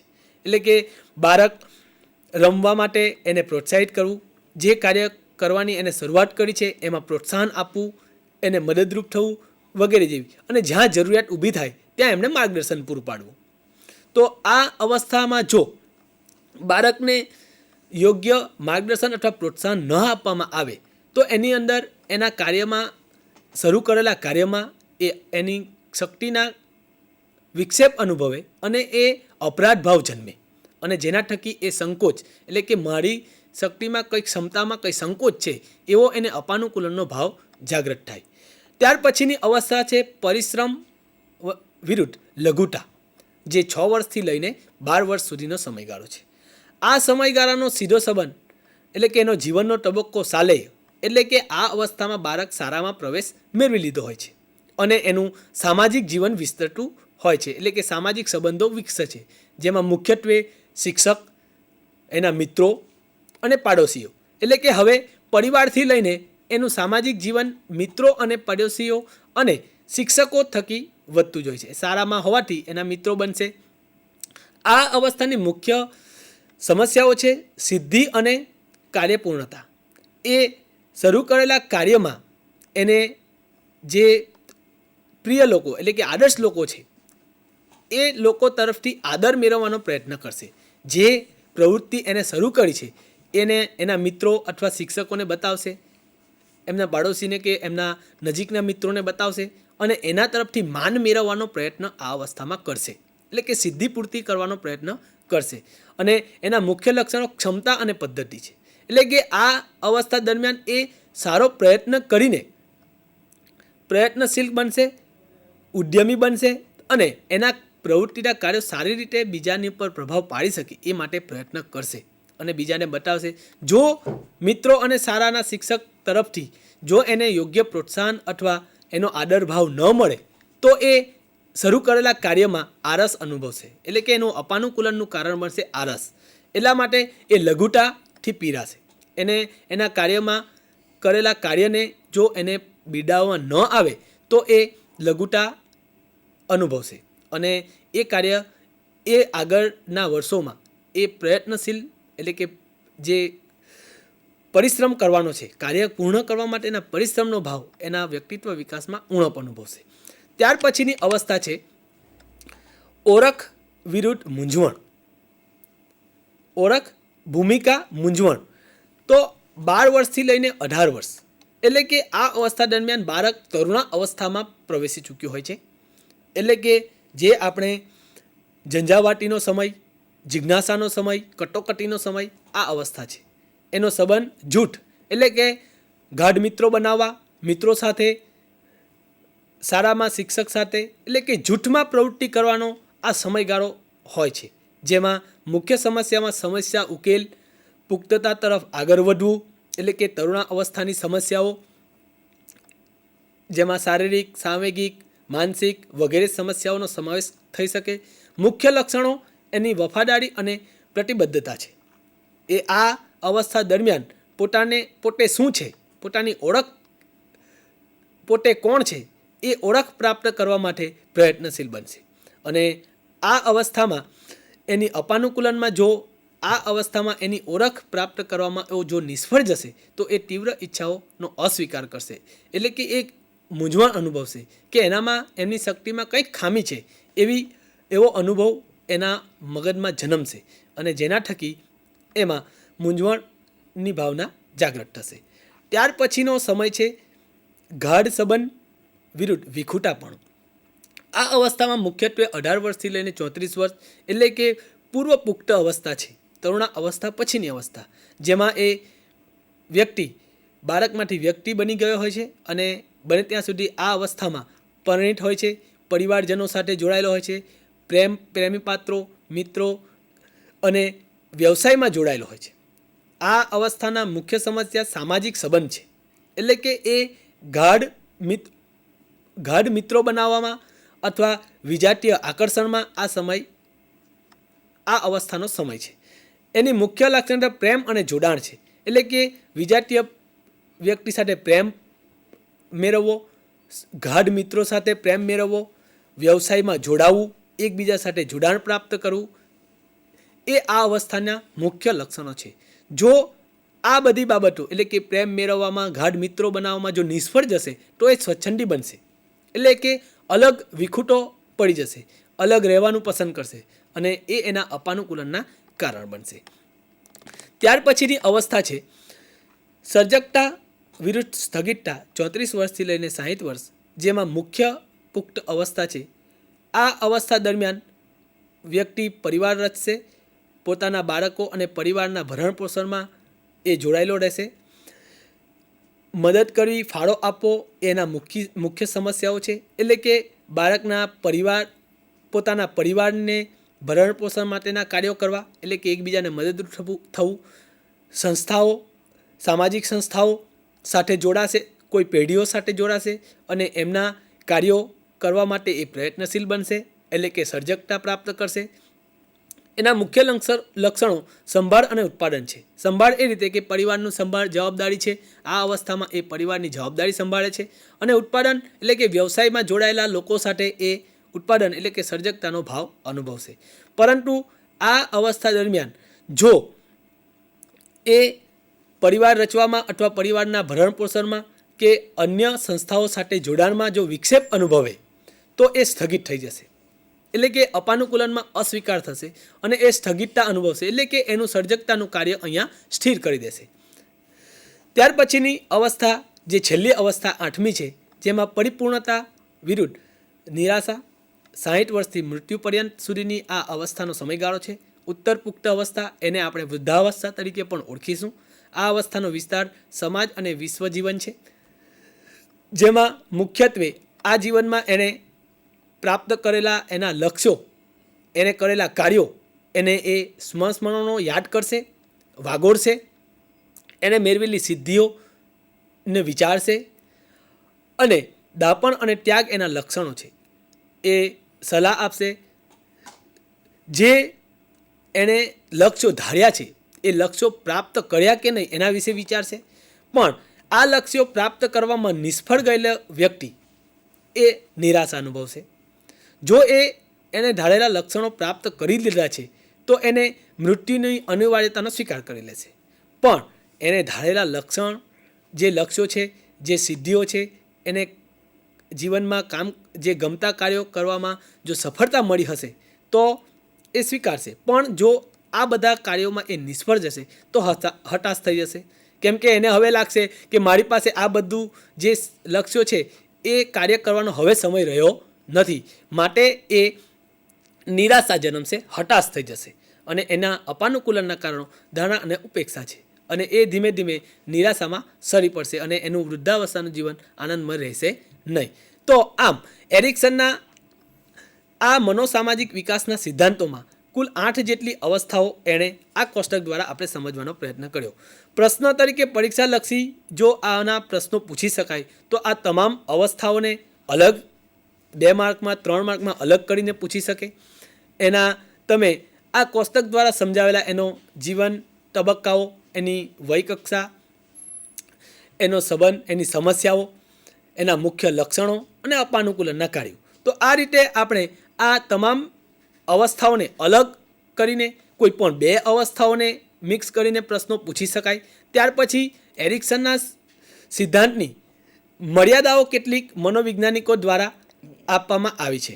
તો એરિક્સનના મનોસામાજિક વિકાસના સિદ્ધાંતોમાં એની કેટલીક મનોવૈજ્ઞાનિકો દ્વારા મર્યાદાઓ આપવામાં આવી છે.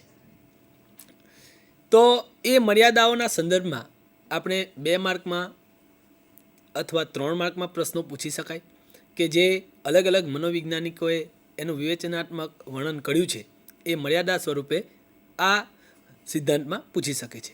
ત્યાર પછી છે શૈક્ષણિક ફલિતાર્થો. તો એરિક્સનના મનોસામાજિક વિકાસના સિદ્ધાંતના કેટલાક શૈક્ષણિક ફલિતાર્થો એટલે કે જે શિક્ષણને અનુરૂપ આ અવસ્થાઓ અલગ અલગ જે અવસ્થાઓ પ્રસ્થાપિત કરવામાં આવી છે એરિક્સન દ્વારા, તો એની શું અસર આપણા વર્ગખંડમાં હશે એ પણ આપણે શૈક્ષણિક ફલિતાર્થો દ્વારા પ્રાપ્ત કરી શકીએ છીએ. હવે આગળના એકમની રજૂઆત મારા સાથી મિત્ર ડૉક્ટર કેવલ અંડાડિયા સાહેબ કરશે. Thank you Chetanbhai.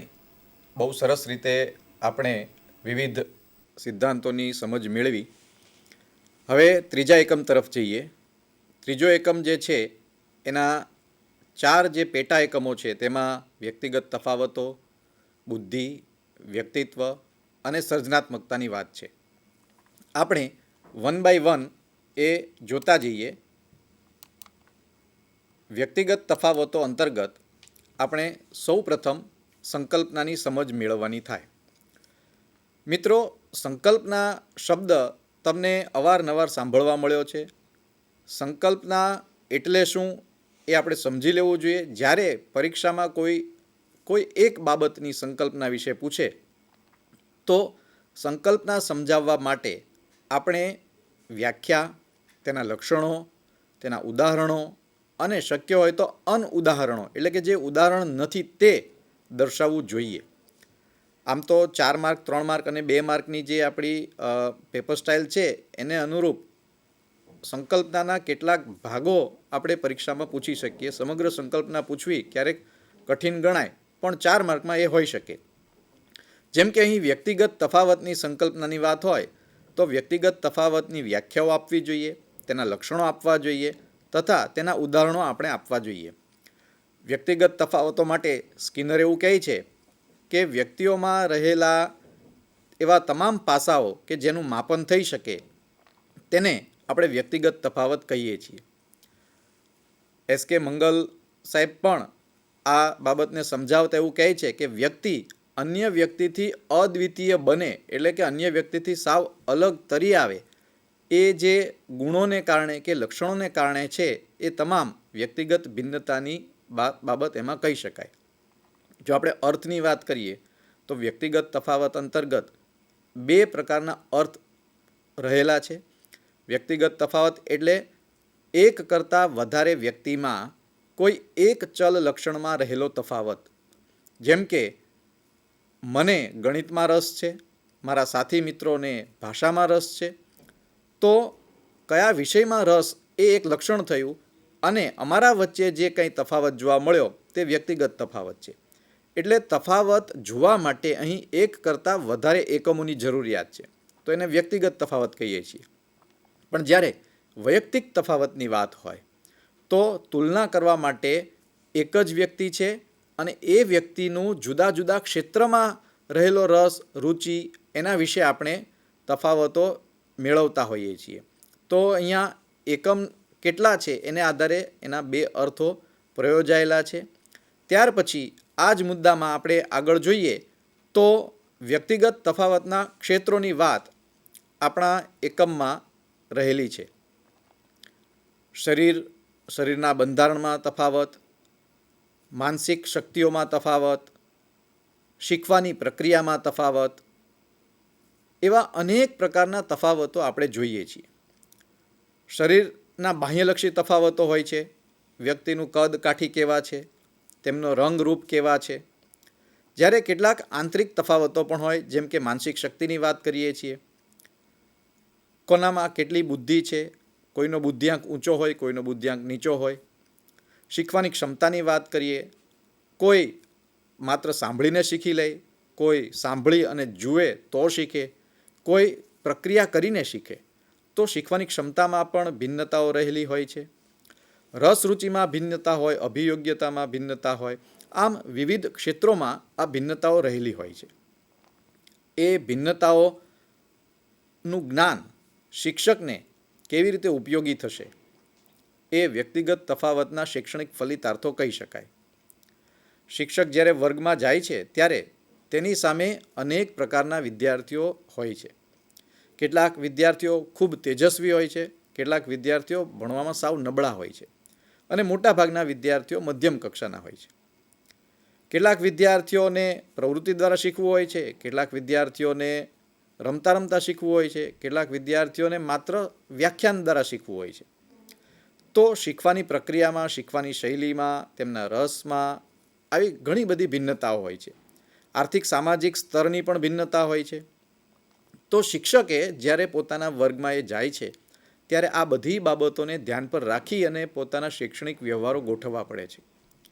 વર્ગ રચના કેવી રીતે ગોઠવશે તેમાં શારીરિક ભિન્નતાઓને ધ્યાન પર લેવી જોઈએ. કેટલાક વિદ્યાર્થીઓની ઊંચાઈ વધારે હોય, કેટલાકની ઊંચાઈ ઓછી હોય. તો જેમની ઊંચાઈ ઓછી છે તેમને આગળની બેન્ચ પર બેસાડીએ, જેમની ઊંચાઈ વધારે છે તેમને પાછળની બેન્ચ પર બેસાડીએ. આ પ્રકારે વર્ગની રચના કરી શકાય, વર્ગની ગોઠવણી કરી શકાય. ત્યાર પછી શિક્ષણની પદ્ધતિ કઈ ઉપયોગમાં લેવી, તો વિવિધ વિદ્યાર્થીઓ વિવિધ પરિસ્થિતિમાં શીખતા હોય છે. એટલે શિક્ષકે હંમેશા એવું ધ્યાન રાખવું જોઈએ કે પોતાના વિદ્યાર્થીઓ સમક્ષ એ વિવિધતા દ્વારા શીખવવાનો પ્રયત્ન કરે. એટલે જેમને ક્રિયા દ્વારા શીખવું છે એને ક્યારેક ક્રિયા દ્વારા શીખવા મળી રહે, કેટલાકને સાંભળીને શીખવા મળી રહે, કેટલાકને દ્રશ્ય શ્રાવ્ય સાધનોની મદદથી શીખવા મળી રહે. તો પોતાની સામે રહેલા વિદ્યાર્થીની અનુરૂપ પદ્ધતિઓ પસંદ કરવી એ વખતે પણ વૈયક્તિક અથવા વ્યક્તિગત તફાવતોનું જ્ઞાન આપણને ઉપયોગી થતું હોય છે. બુદ્ધિ કક્ષા અનુરૂપ પણ શીખવું જોઈએ. જેમ કે વર્ગના જે તેજસ્વી વિદ્યાર્થીઓ છે એ વિદ્યાર્થીઓને એવું ટાસ્ક, એવું કાર્ય મળી રહે કે જે ખરેખર એમને ચેલેન્જિંગ હોય, પડકારરૂપ હોય. જો એને પણ સામાન્ય વિદ્યાર્થી જેવું જ આપણે શીખવવાનો પ્રયત્ન કરશું, એવું જ કાર્ય સોંપશું તો એને જરા પણ ગમશે નહીં. એનાથી ઉલટું જે નબળા વિદ્યાર્થીઓ છે તેને આપણે ખૂબ ચેલેન્જિંગ પ્રકારનું કામ સોંપી દેશું તો એ કરી જ નહીં શકે. તો એમને પ્રમાણમાં સરળ કામ સોંપવું જોઈએ. એટલે બુદ્ધિ કક્ષાને અનુરૂપ આપણે શૈક્ષણિક વ્યવહારો ગોઠવી શકીએ. ગૃહ કાર્ય આવી રીતે આપી શકીએ. જે મધ્યમ પ્રકારના વિદ્યાર્થીઓ છે તેમને એને અનુરૂપ, જે નબળા વિદ્યાર્થીઓ છે તેમને પ્રમાણમાં સરળ, અને જે હોશિયાર વિદ્યાર્થીઓ છે તેમને પડકારરૂપ ગૃહ કાર્ય આપી શકાય. સામાજિક આર્થિક સ્તર જુદા જુદા હોય છે આપણા વિદ્યાર્થીઓમાં. તો એ બાબતને પણ ધ્યાનમાં રાખીને આપણે શિક્ષણ કાર્ય કરવું જોઈએ છે.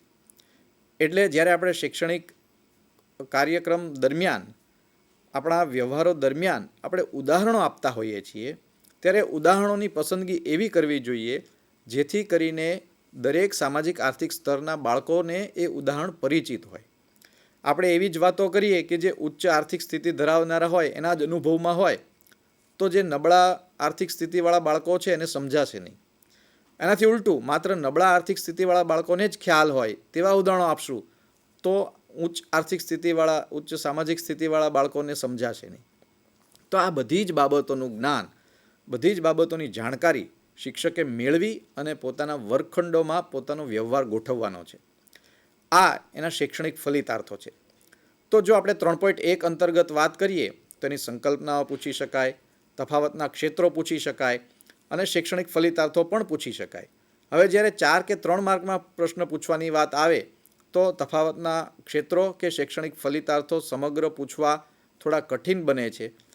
જો સારો પરીક્ષક હશે, પ્રાશ્નિક હશે તો એ ચોક્કસ એમાં મર્યાદાઓ આપશે કે વ્યક્તિગત તફાવતના કોઈ પણ 5 ક્ષેત્રો, 6 ક્ષેત્રો વિશે જણાવો. આવા પ્રકારના પ્રશ્નો રચી શકાય. ટૂંકા પ્રશ્નમાં વ્યક્તિગત તફાવતની સંકલ્પના ટૂંકમાં સ્પષ્ટ કરો, આવા પ્રકારની પણ વાત કરી શકાય. તો આ રીતે 3.1 આપણે સમજ્યા. 3.2 તરફ જઈએ તો 3.2 છે બુદ્ધિ. અહીંયા પણ સંકલ્પના, સિદ્ધાંતોમાં પણ મર્યાદિત કરી દેવામાં આવ્યા છે. દ્વિઅવયવી સિદ્ધાંત અને ગિલફર્ડનું સ્ટ્રક્ચર ઓફ ઇન્ટેલેક્ટ. ત્યાર પછી બુદ્ધિનું માપન, બુદ્ધિ કસોટીઓનું વર્ગીકરણ, બુદ્ધિઆંક, બુદ્ધિ કસોટીનો ઉપયોગ અને મર્યાદા અને બુદ્ધિ અંગેના જ્ઞાનના શૈક્ષણિક ફલિતાર્થો. તો મિત્રો, બુદ્ધિની તો અનેક વ્યાખ્યાઓ છે. કેલ્વિન કહે છે કે પરિસ્થિતિ સાથે અનુકૂલન સાધવું એટલે બુદ્ધિ. તો ટર્મન વળી એમ કહે છે કે ચિંતનાત્મક વિચાર કરીએ તો બુદ્ધિનો ઉપયોગ કર્યો એમ કહેવાય. જ્યારે કેટલાક એવું સમજાવે છે, જેમ કે બંકિંગહામ છે, એ એવું કહે છે કે શીખવાની જે શક્તિ છે એ બુદ્ધિ છે.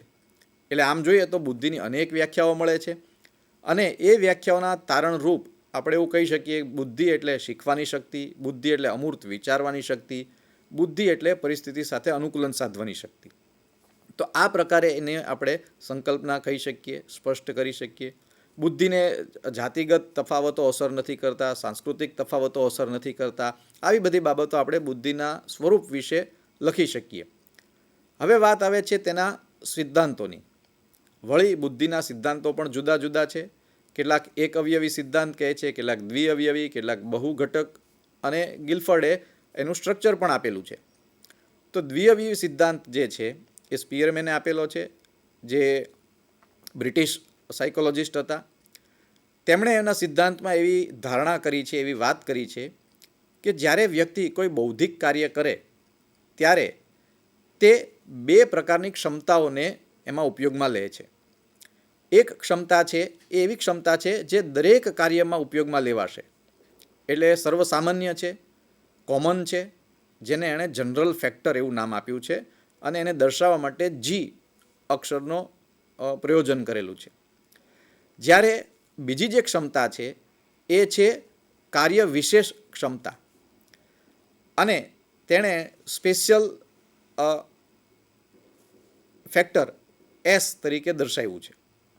એટલે કોઈ વ્યક્તિ ચિત્ર બનાવશે તો એમાં કેટલુંક જનરલ ફેક્ટર હશે અને ચિત્ર બનાવવા માટેની વિશેષ ક્ષમતા એમાં S1, S2 જેવું નામ આપીએ એ રહેલી હશે. એ જ વ્યક્તિ જ્યારે ગણિતનો કોઈ કોયડો ઉકેલશે ત્યારે વળી પાછું જનરલ ફેક્ટર જે છે જી એ તો છે જ, અને અહીં S2 ગણિતના કોયડા ઉકેલવા માટેની વિશિષ્ટ જે ક્ષમતા છે તે ઉપયોગમાં આવશે. એટલે અહીં બુદ્ધિને તેમણે બે ઘટકોમાં વિભાજિત કરી છે, બે અવયવમાં વિભાજિત કરી છે, માટે તેને દ્વિઅવયવી સિદ્ધાંત તરીકે ઓળખવામાં આવે છે.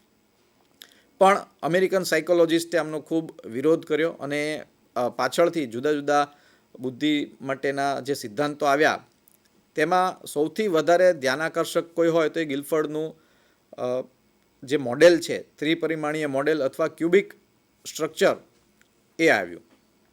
તેમણે બુદ્ધિ માટે 3 પરિમાણો આપ્યા, એક વસ્તુનું, એક ક્રિયાઓનું અને ત્રીજું છે નિષ્પત્તિઓનું. વસ્તુ અંતર્ગત એમણે 5 મુદ્દાઓ આપ્યા, ક્રિયાઓ અંતર્ગત 5 મુદ્દાઓ આપ્યા અને જુદી જુદી 6 પ્રકારની નિષ્પત્તિઓ આપી. તેમણે એવું કહ્યું કે જ્યારે કોઈ એક માનસિક ક્રિયા થાય છે ત્યારે આ ત્રણેય પરિમાણના કોઈને કોઈ એક ઘટકનો ઉપયોગ તો એમાં થાય જ છે. એટલે ખરેખર એમણે બુદ્ધિ અંતર્ગત જુદા જુદા 150 અવયવો આપ્યા. 5 છે એ વસ્તુના, 5 છે એ ક્રિયાના અને 6 છે એ નિષ્પત્તિના. એટલે 6 પંચા 30, પંચા 150, એમ કુલ 150 ઘટકોની એમણે વાત કરી. તો આ પ્રકારના મોડેલ્સ આપણે અહીં સમજ્યા હતા. ત્યાર પછી આપણે બુદ્ધિના માપનની વાત કરી. બુદ્ધિનું માપન આમ તો પરોક્ષ માપન છે, પ્રત્યક્ષ માપન નથી. કારણ કે વ્યક્તિ કોઈ વર્તન કરે અને એ વર્તનને આધારે આપણે એની બુદ્ધિ કેવી છે તે નક્કી કરીએ છીએ, કેટલા પ્રમાણની છે તે નક્કી કરીએ છીએ. તો આ પરોક્ષ માપન છે. એટલે જેટલી પણ બુદ્ધિ કસોટીઓ રચાય છે એ બુદ્ધિનું પરોક્ષ માપન કરે છે. બુદ્ધિ કસોટીના જો વર્ગીકરણની વાત કરીએ તો વ્યક્તિગત બુદ્ધિ કસોટીઓ અને સામૂહિક બુદ્ધિ કસોટીઓ એવા મુખ્ય 2 ભાગ કરી શકાય. વ્યક્તિગત અંતર્ગત પાછા 3 ભાગ કરી શકીએ આપણે, શાબ્દિક, અશાબ્દિક અને ક્રિયાત્મક. જ્યારે સામૂહિક બુદ્ધિ કસોટીઓમાં પણ આપણે મુખ્ય 2 ભાગ કરી શકીએ છીએ, શાબ્દિક અને અશાબ્દિક. કારણ કે ક્રિયાત્મક કસોટીઓ છે એ સમૂહમાં આપી શકાતી નથી. આમ તો બુદ્ધિ કસોટીની શરૂઆત સાયમન અને બિને દ્વારા થઈ હતી. ત્યાર પછી એના રૂપાંતરણો થતા ગયા અને સ્ટેનફોર્ડ યુનિવર્સિટીમાં ટર્મને એ અલગ રૂપાંતરણ આપ્યું જે વધારે લોકપ્રિય થયું. એટલે પછીથી સ્ટેનફોર્ડ અને બિનેની જે બુદ્ધિ કસોટી છે એ ખૂબ પ્રચલિત બની અને જુદા જુદા ક્ષેત્રોમાં જુદા જુદા પ્રદેશોમાં એના અનેક રૂપાંતરણો થતા ગયા. આપણા ગુજરાતમાં પણ અનેક બુદ્ધિ કસોટીઓ ઉપલબ્ધ છે. તો આ જે બુદ્ધિ કસોટીઓ છે, શાબ્દિક હોય કે અશાબ્દિક હોય કે ક્રિયાત્મક હોય, વ્યક્તિગત હોય કે સામૂહિક હોય, તેની ચોક્કસ વિશેષતાઓ હોય છે. એ ચોક્કસ પ્રકારે બુદ્ધિનું માપન કરતી હોય છે. તેનું મૂલ્યાંકન કરવા માટેની નિશ્ચિત રીત હોય છે. તેને આધારે મળેલા પરિણામોને ચોક્કસ રીતે એનું અર્થઘટન કરવા માટેના કોષ્ટકો હોય છે. એવા જ એક કોષ્ટક તરીકે આપણે બુદ્ધિ આંક, કારણ કે એમાં બુદ્ધિ આંક વપરાતો હોય છે કે કેટલું એમને ગુણાંકન મળ્યું તો એનો બુદ્ધિઆંક કેટલો ગણવો, એવા કેટલાક એમાં મુદ્દાઓ હોય છે. તો બુદ્ધિઆંક જે છે આઈક્યુ એ અગત્યનો છે. બુદ્ધિઆંકની સંકલ્પના જો આપણે વાત કરીએ તો તેમાં શારીરિક વય અથવા તો વાસ્તવિક વય જેને કહી શકીએ, માનસિક વય એનો ઉપયોગ થાય છે અને ગણતરી સરળ બને, પૂર્ણાંકમાં ઉત્તર મળે માટે એને 100 વડે ગુણવામાં આવે છે. તો આમ શારીરિક વય અથવા તો વાસ્તવિક વય છે એ તો આપણી જન્મથી લઈને અત્યાર સુધીની જે વય છે એ. પણ માનસિક વય એક સંકલ્પના છે જે સમજવી જોઈએ. માનસિક વય એટલે માનો કે 14 વર્ષના મોટા ભાગના બાળકો કોઈ એક કસોટી પર 45 ગુણ મેળવે છે, તો અન્ય કોઈ વ્યક્તિ જે 14 વર્ષનો નથી એ 11 વર્ષનો પણ હોઈ શકે અને 18 વર્ષનો પણ હોઈ શકે, પણ એ જ કસોટી પર લગભગ 45 ગુણ પ્રાપ્ત કરતો હોય તો એની માનસિક વય છે એ 14 વર્ષની છે એમ કહી શકાય. તો આ રીતે બુદ્ધિઆંક આપણે શોધી શકતા હોઈએ છીએ. બુદ્ધિ કસોટીનો ઉપયોગ કરી શિક્ષક છે એ પોતાના વર્ગ વ્યવહારો ગોઠવી શકે. અગાઉ જેમ વાત કરી વ્યક્તિગત તફાવતોમાં જે હોશિયાર છે, બુદ્ધિશાળી છે, તેને અલગ કાર્ય સોંપી શકાય. તો એ બુદ્ધિશાળી છે, હોશિયાર છે એ નક્કી કરવા માટે આપણે બુદ્ધિ કસોટીનો ઉપયોગ કરી શકીએ. વર્ગના જૂથો નક્કી કરવામાં ઘણી શાળાઓમાં એવું બને કે ક્લાસ એ હોય તો એ સૌથી હોશિયારનો વર્ગ હોય, ક્લાસ બી એનાથી નબળો, ક્લાસ સી એનાથી પણ નબળો. તો જો આવી વ્યવસ્થાઓ વિચારવી હોય તો એ સમયે પણ બુદ્ધિનું જ્ઞાન, વિદ્યાર્થીઓની બુદ્ધિઆંક વિશેની માહિતી શિક્ષકને ઉપયોગી થઈ શકે છે. આમ ઘણી બધી રીતે બુદ્ધિ વિશેની વાત શિક્ષકને ઉપયોગમાં આવતી હોય છે. સાથે કેટલીક મર્યાદાઓ પણ છે. જેમ કે શિક્ષકને જો એના વર્ગના બાળકોનો બુદ્ધિઆંક ખબર હોય તો ક્યારેક એ લાપરવાહ બને, એવું વિચારવા લાગે મારા બાળકો તો બધા ખૂબ બુદ્ધિશાળી છે, જાતે બધું શીખી લેશે, અથવા તો મારા બાળકો સાવ નબળા છે અને હું ગમે એટલું કરીશ તોય કંઈ આવડવાનું નથી. તો આવી કેટલીક પૂર્વધારણાઓ એ બાંધી લે અને તકલીફ થઈ શકે. એટલે કેટલીક મર્યાદાઓ પણ છે બુદ્ધિના માપનની. સાથે સાથે એના શૈક્ષણિક ફલિતાર્થો પણ આપણે જોવા જોઈએ. તો શૈક્ષણિક ફલિતાર્થોમાં અગેઇન આપણો વર્ગ વ્યવહાર જે છે એ વિદ્યાર્થીઓના બુદ્ધિઆંકને જાણી અને ગોઠવી શકીએ, એને અનુરૂપ વિષય વસ્તુ આપી શકીએ, એને અનુરૂપ પદ્ધતિઓ છે એ પસંદ કરી શકીએ. આમ બુદ્ધિ વિષયક જ્ઞાન આપણે આપણા વ્યવહારમાં પ્રયોજી શકીએ, જે એના શૈક્ષણિક ફલિતાર્થો છે. તો અગેન અહીંયા પ્રશ્નોમાં સંકલ્પના હોઈ શકે, બુદ્ધિઆંક હોઈ શકે, બુદ્ધિ વિષયક જે કંઈ એના સ્વરૂપ અંતર્ગત બાબતો રજૂ કરવાની થાય એના પ્રશ્નો હોઈ શકે, બુદ્ધિનું માપન કેવી રીતે હોય, એનો શું ફાયદો છે, એની શું મર્યાદા રહેલી છે, આવા બધા પ્રકારના પ્રશ્નો છે એ આ પેટા એકમમાંથી પૂછાઈ શકે. મારે જે વાત કરવાની છે એનો ત્રીજો મુદ્દો જે છે 3.3 એ છે વ્યક્તિત્વ, પર્સનાલિટી. તે અંતર્ગત આપણે સંકલ્પના, વ્યક્તિત્વને અસર કરતા પરિબળો, વ્યક્તિત્વના પ્રકારો અને એમાં પણ સ્પેસિફિક અંતર્મુખી તથા બહિર્મુખીની જ વાત કરશું. અગેન સંકલ્પના છે એટલે એની વ્યાખ્યાઓ હશે, એના લક્ષણો હશે, તેના ઉદાહરણો આપણે આપી શકીએ. તો વ્યક્તિત્વની જે જુદી જુદી વ્યાખ્યાઓ મળે છે એને જુદા જુદા વિભાગમાં વહેંચાયેલી હોય છે. સરવાળા અથવા તો સમુચ્ચય પ્રકારની વ્યાખ્યાઓ હોય છે. કેટલીક વ્યાખ્યાઓ અનુકૂલન સાધવાની શક્તિને અનુરૂપ હોય છે. કેટલીક વ્યાખ્યાઓ છે એ વિશિષ્ટ શક્તિના સ્વરૂપમાં હોય છે. આમ જુદા જુદા પ્રકારે વ્યાખ્યાઓ મળે છે. પરંતુ ઓલપાર્ટ દ્વારા અપાયેલી વ્યાખ્યાઓ જે છે એ વિશેષ ધ્યાન ખેંચે એવી છે, કારણ કે એ વ્યાખ્યાઓમાં લગભગ વ્યક્તિત્વના બધા જ પાસાઓનો સમાવેશ થતો હોય છે. જો વ્યક્તિત્વના અર્થની વાત કરીએ તો એના માટેનો વ્યુત્પત્તિમૂલક અર્થ આપણે તપાસી શકીએ. વ્યુત્પત્તિમૂલક અર્થ એટલે કે શબ્દ કેવી રીતે આવ્યો, એના આધારે એનો અર્થ તારવવામાં આવે. તો વ્યક્તિત્વ માટે અંગ્રેજીમાં શબ્દ છે પર્સનાલિટી, અને પર્સનાલિટી શબ્દ એ મૂળ લેટિન શબ્દ પર્સોના પરથી બની આવ્યો છે.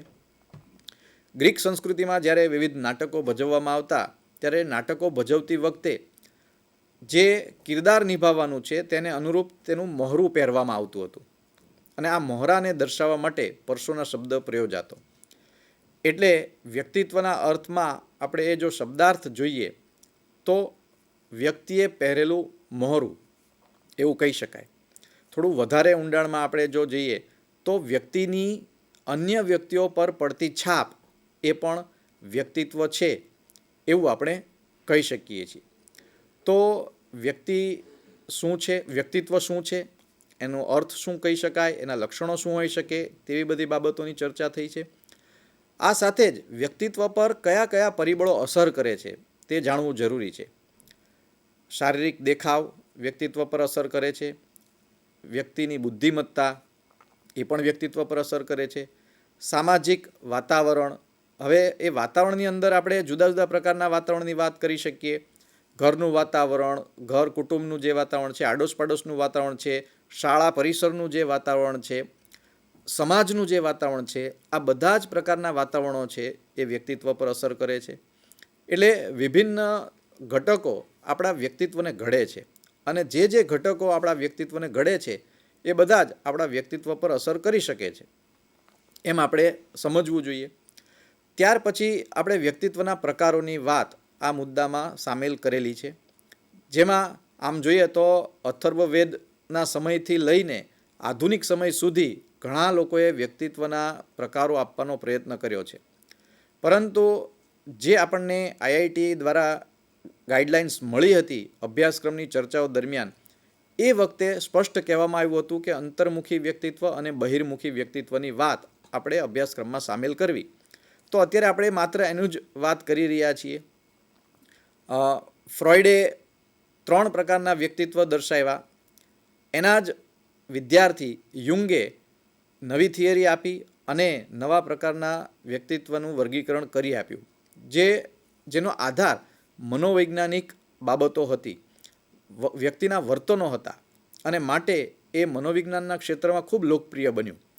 અને એમણે જે વાત કરી એ અંતર્મુખી અને બહિર્મુખીની વાત કરી.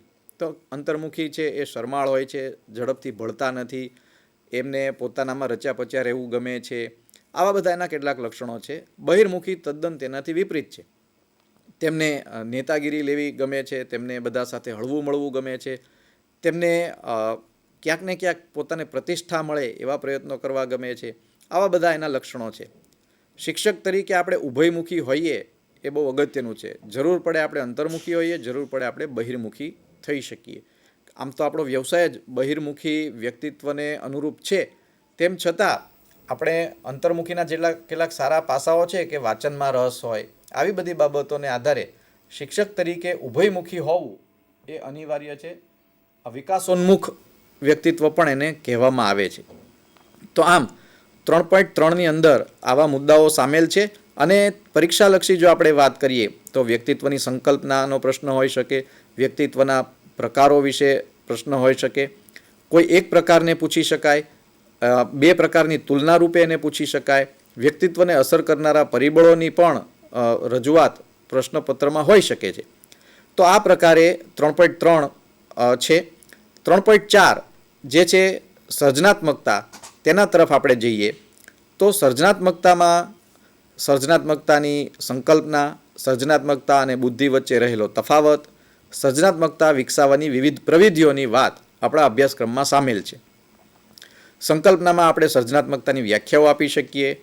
કોઈ પણ નવું કાર્ય કરવાની શક્તિ, નવું કાર્ય કોઈ ચોક્કસ સમયે કોઈ ચોક્કસ સમાજને ઉપયોગી હોય તેવું કાર્ય, કંઈ નવું ઉત્પાદિત કરવાનું કાર્ય, આ બધું સર્જનાત્મકતા ગણી શકાય.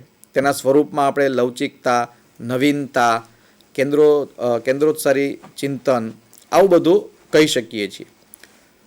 સર્જનાત્મકતા છે એ નિપજ તરીકે પણ છે, સર્જનાત્મકતા એક માનસિક શક્તિ તરીકે પણ છે, સર્જનાત્મકતા એક પ્રક્રિયા તરીકે પણ છે.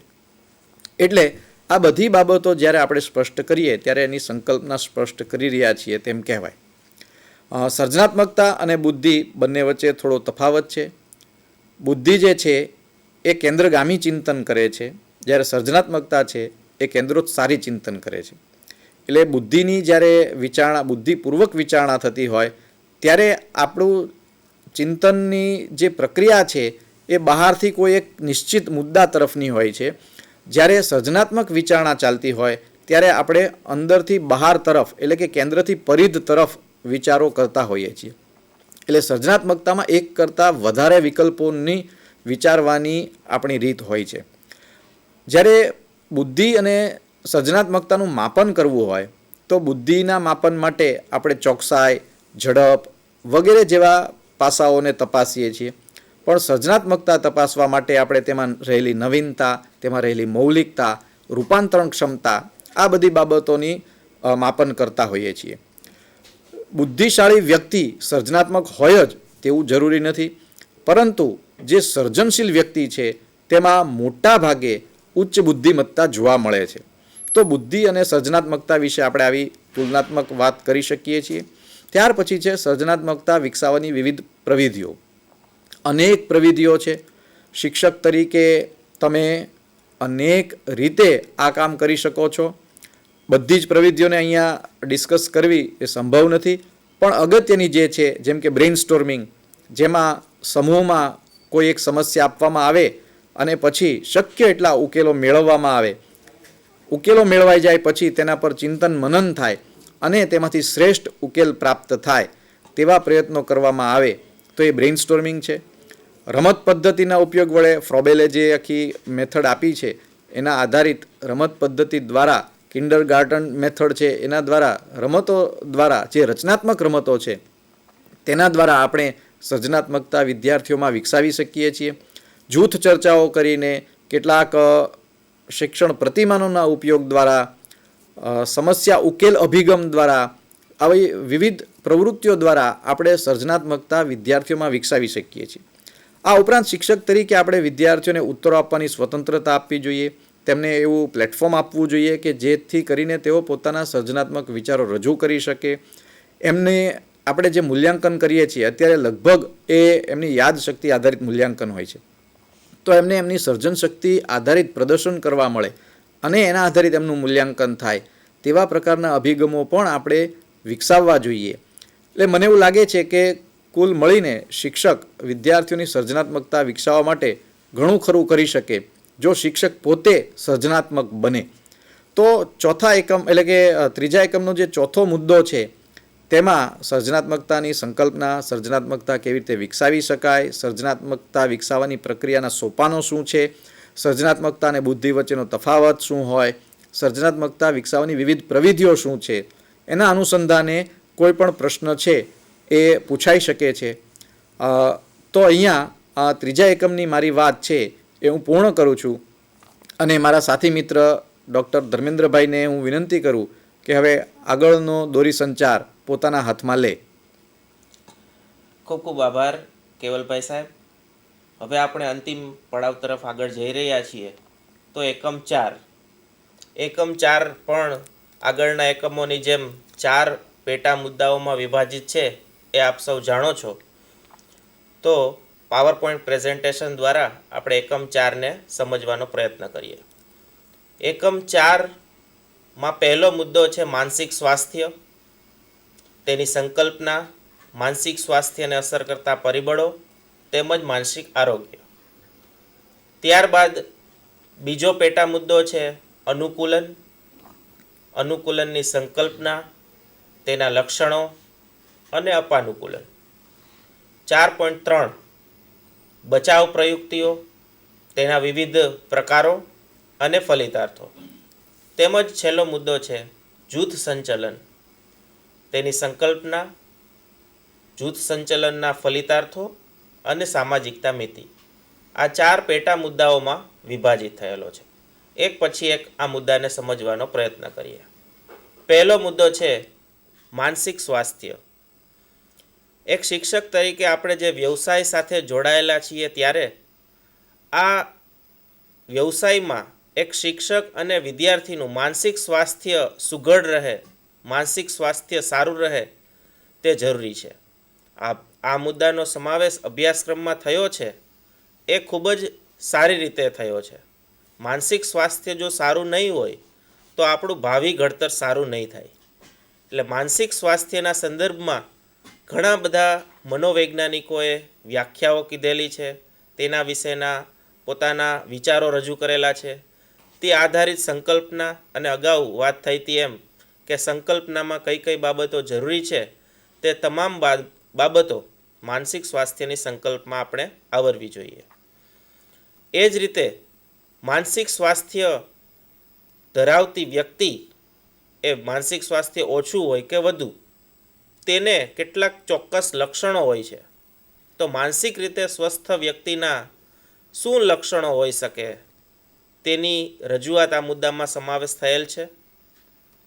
આગળ માનસિક સ્વાસ્થ્યને અસર કરતા કેટલાક પરિબળો એ આનુવંશિક હોઈ શકે, વારસાગત રીતે તેના માતા પિતા વડીલોમાંથી કેટલાક લક્ષણો કે જે માનસિક સ્વાસ્થ્યને અસર કરે છે તે હોય છે.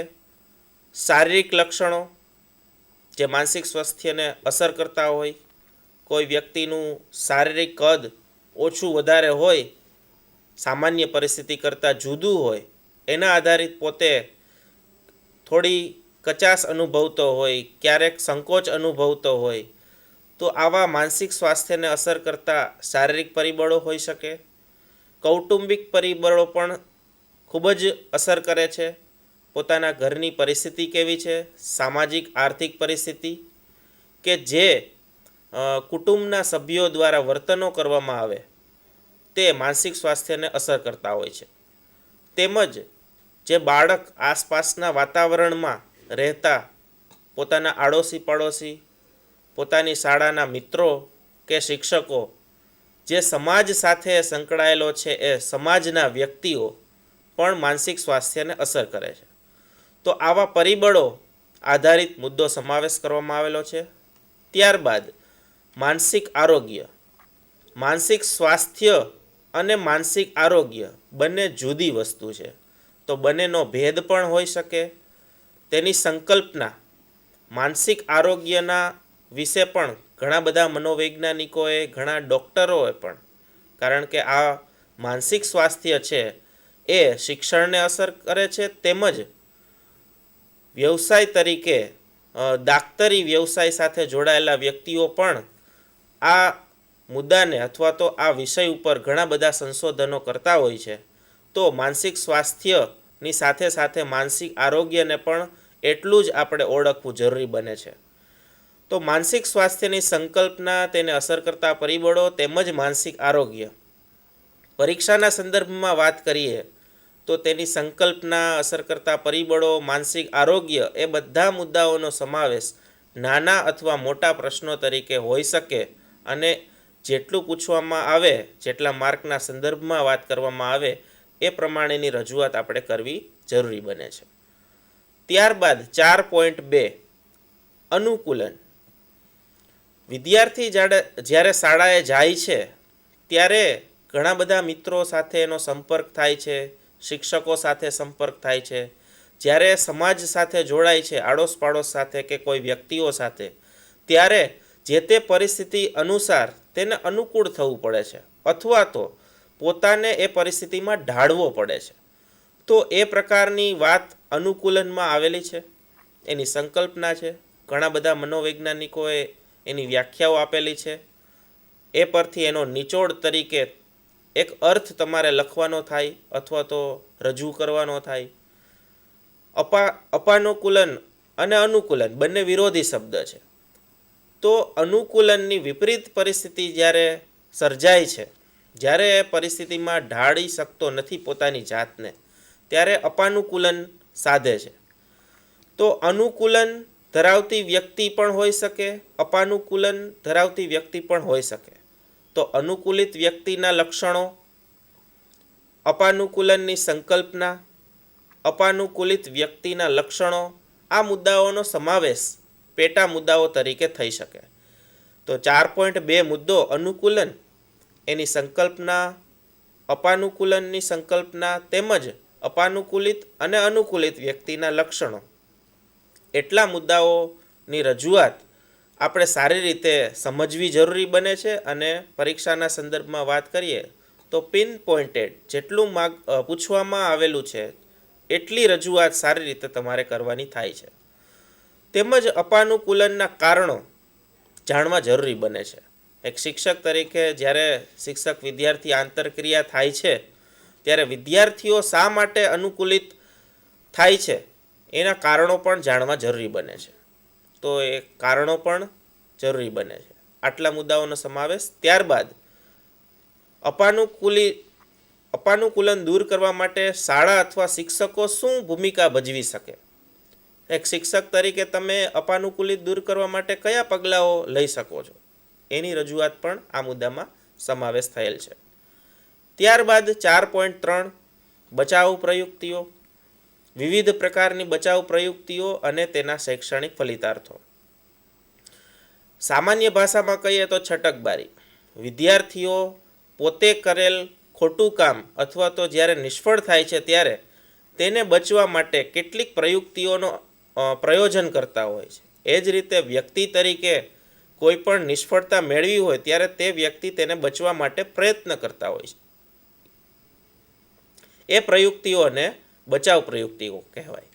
તો એની સંકલ્પના. બચાવ પ્રયુક્તિઓ વિવિધ પ્રકારની હોય છે. આપણે 12 પ્રયુક્તિઓનો સમાવેશ અહીં અભ્યાસક્રમમાં કરેલો છે. તેના ઉદાહરણો અને ફલિતાર્થો. ત્યારબાદ અલગ અલગ નામો જોઈએ બચાવ પ્રયુક્તિઓના તો યૌક્તિકીકરણ, પ્રક્ષેપણ, તાદાત્મ્ય, ક્ષતિપૂર્તિ, ઉર્ધ્વીકરણ, પ્રતિક્રિયા, દમન, સ્થગિતતા, કૃત્રિમ પ્રાયશ્ચિત, આત્મઘાત, આવેગોનું એકાકીકરણ અને સહાનુભૂતિ મેળવવાની વૃત્તિ.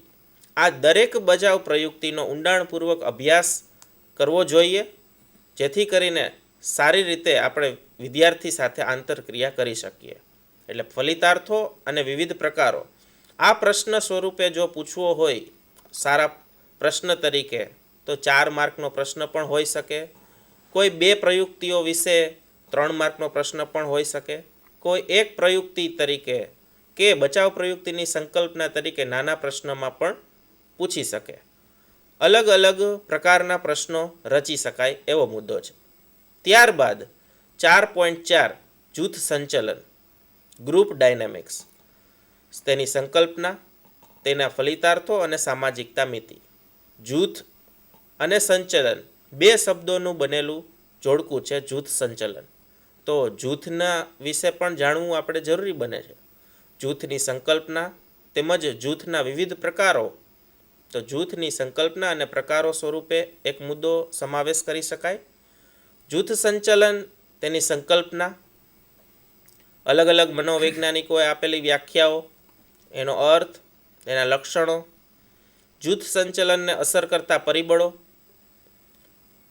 ત્યારબાદ જૂથ સંચલનના શૈક્ષણિક ફલિતાર્થો. આ જૂથ સંચલનનો વર્ગ વ્યવહારમાં કઈ રીતે ઉપયોગ કરી શકીએ એના માટેનો મુદ્દો.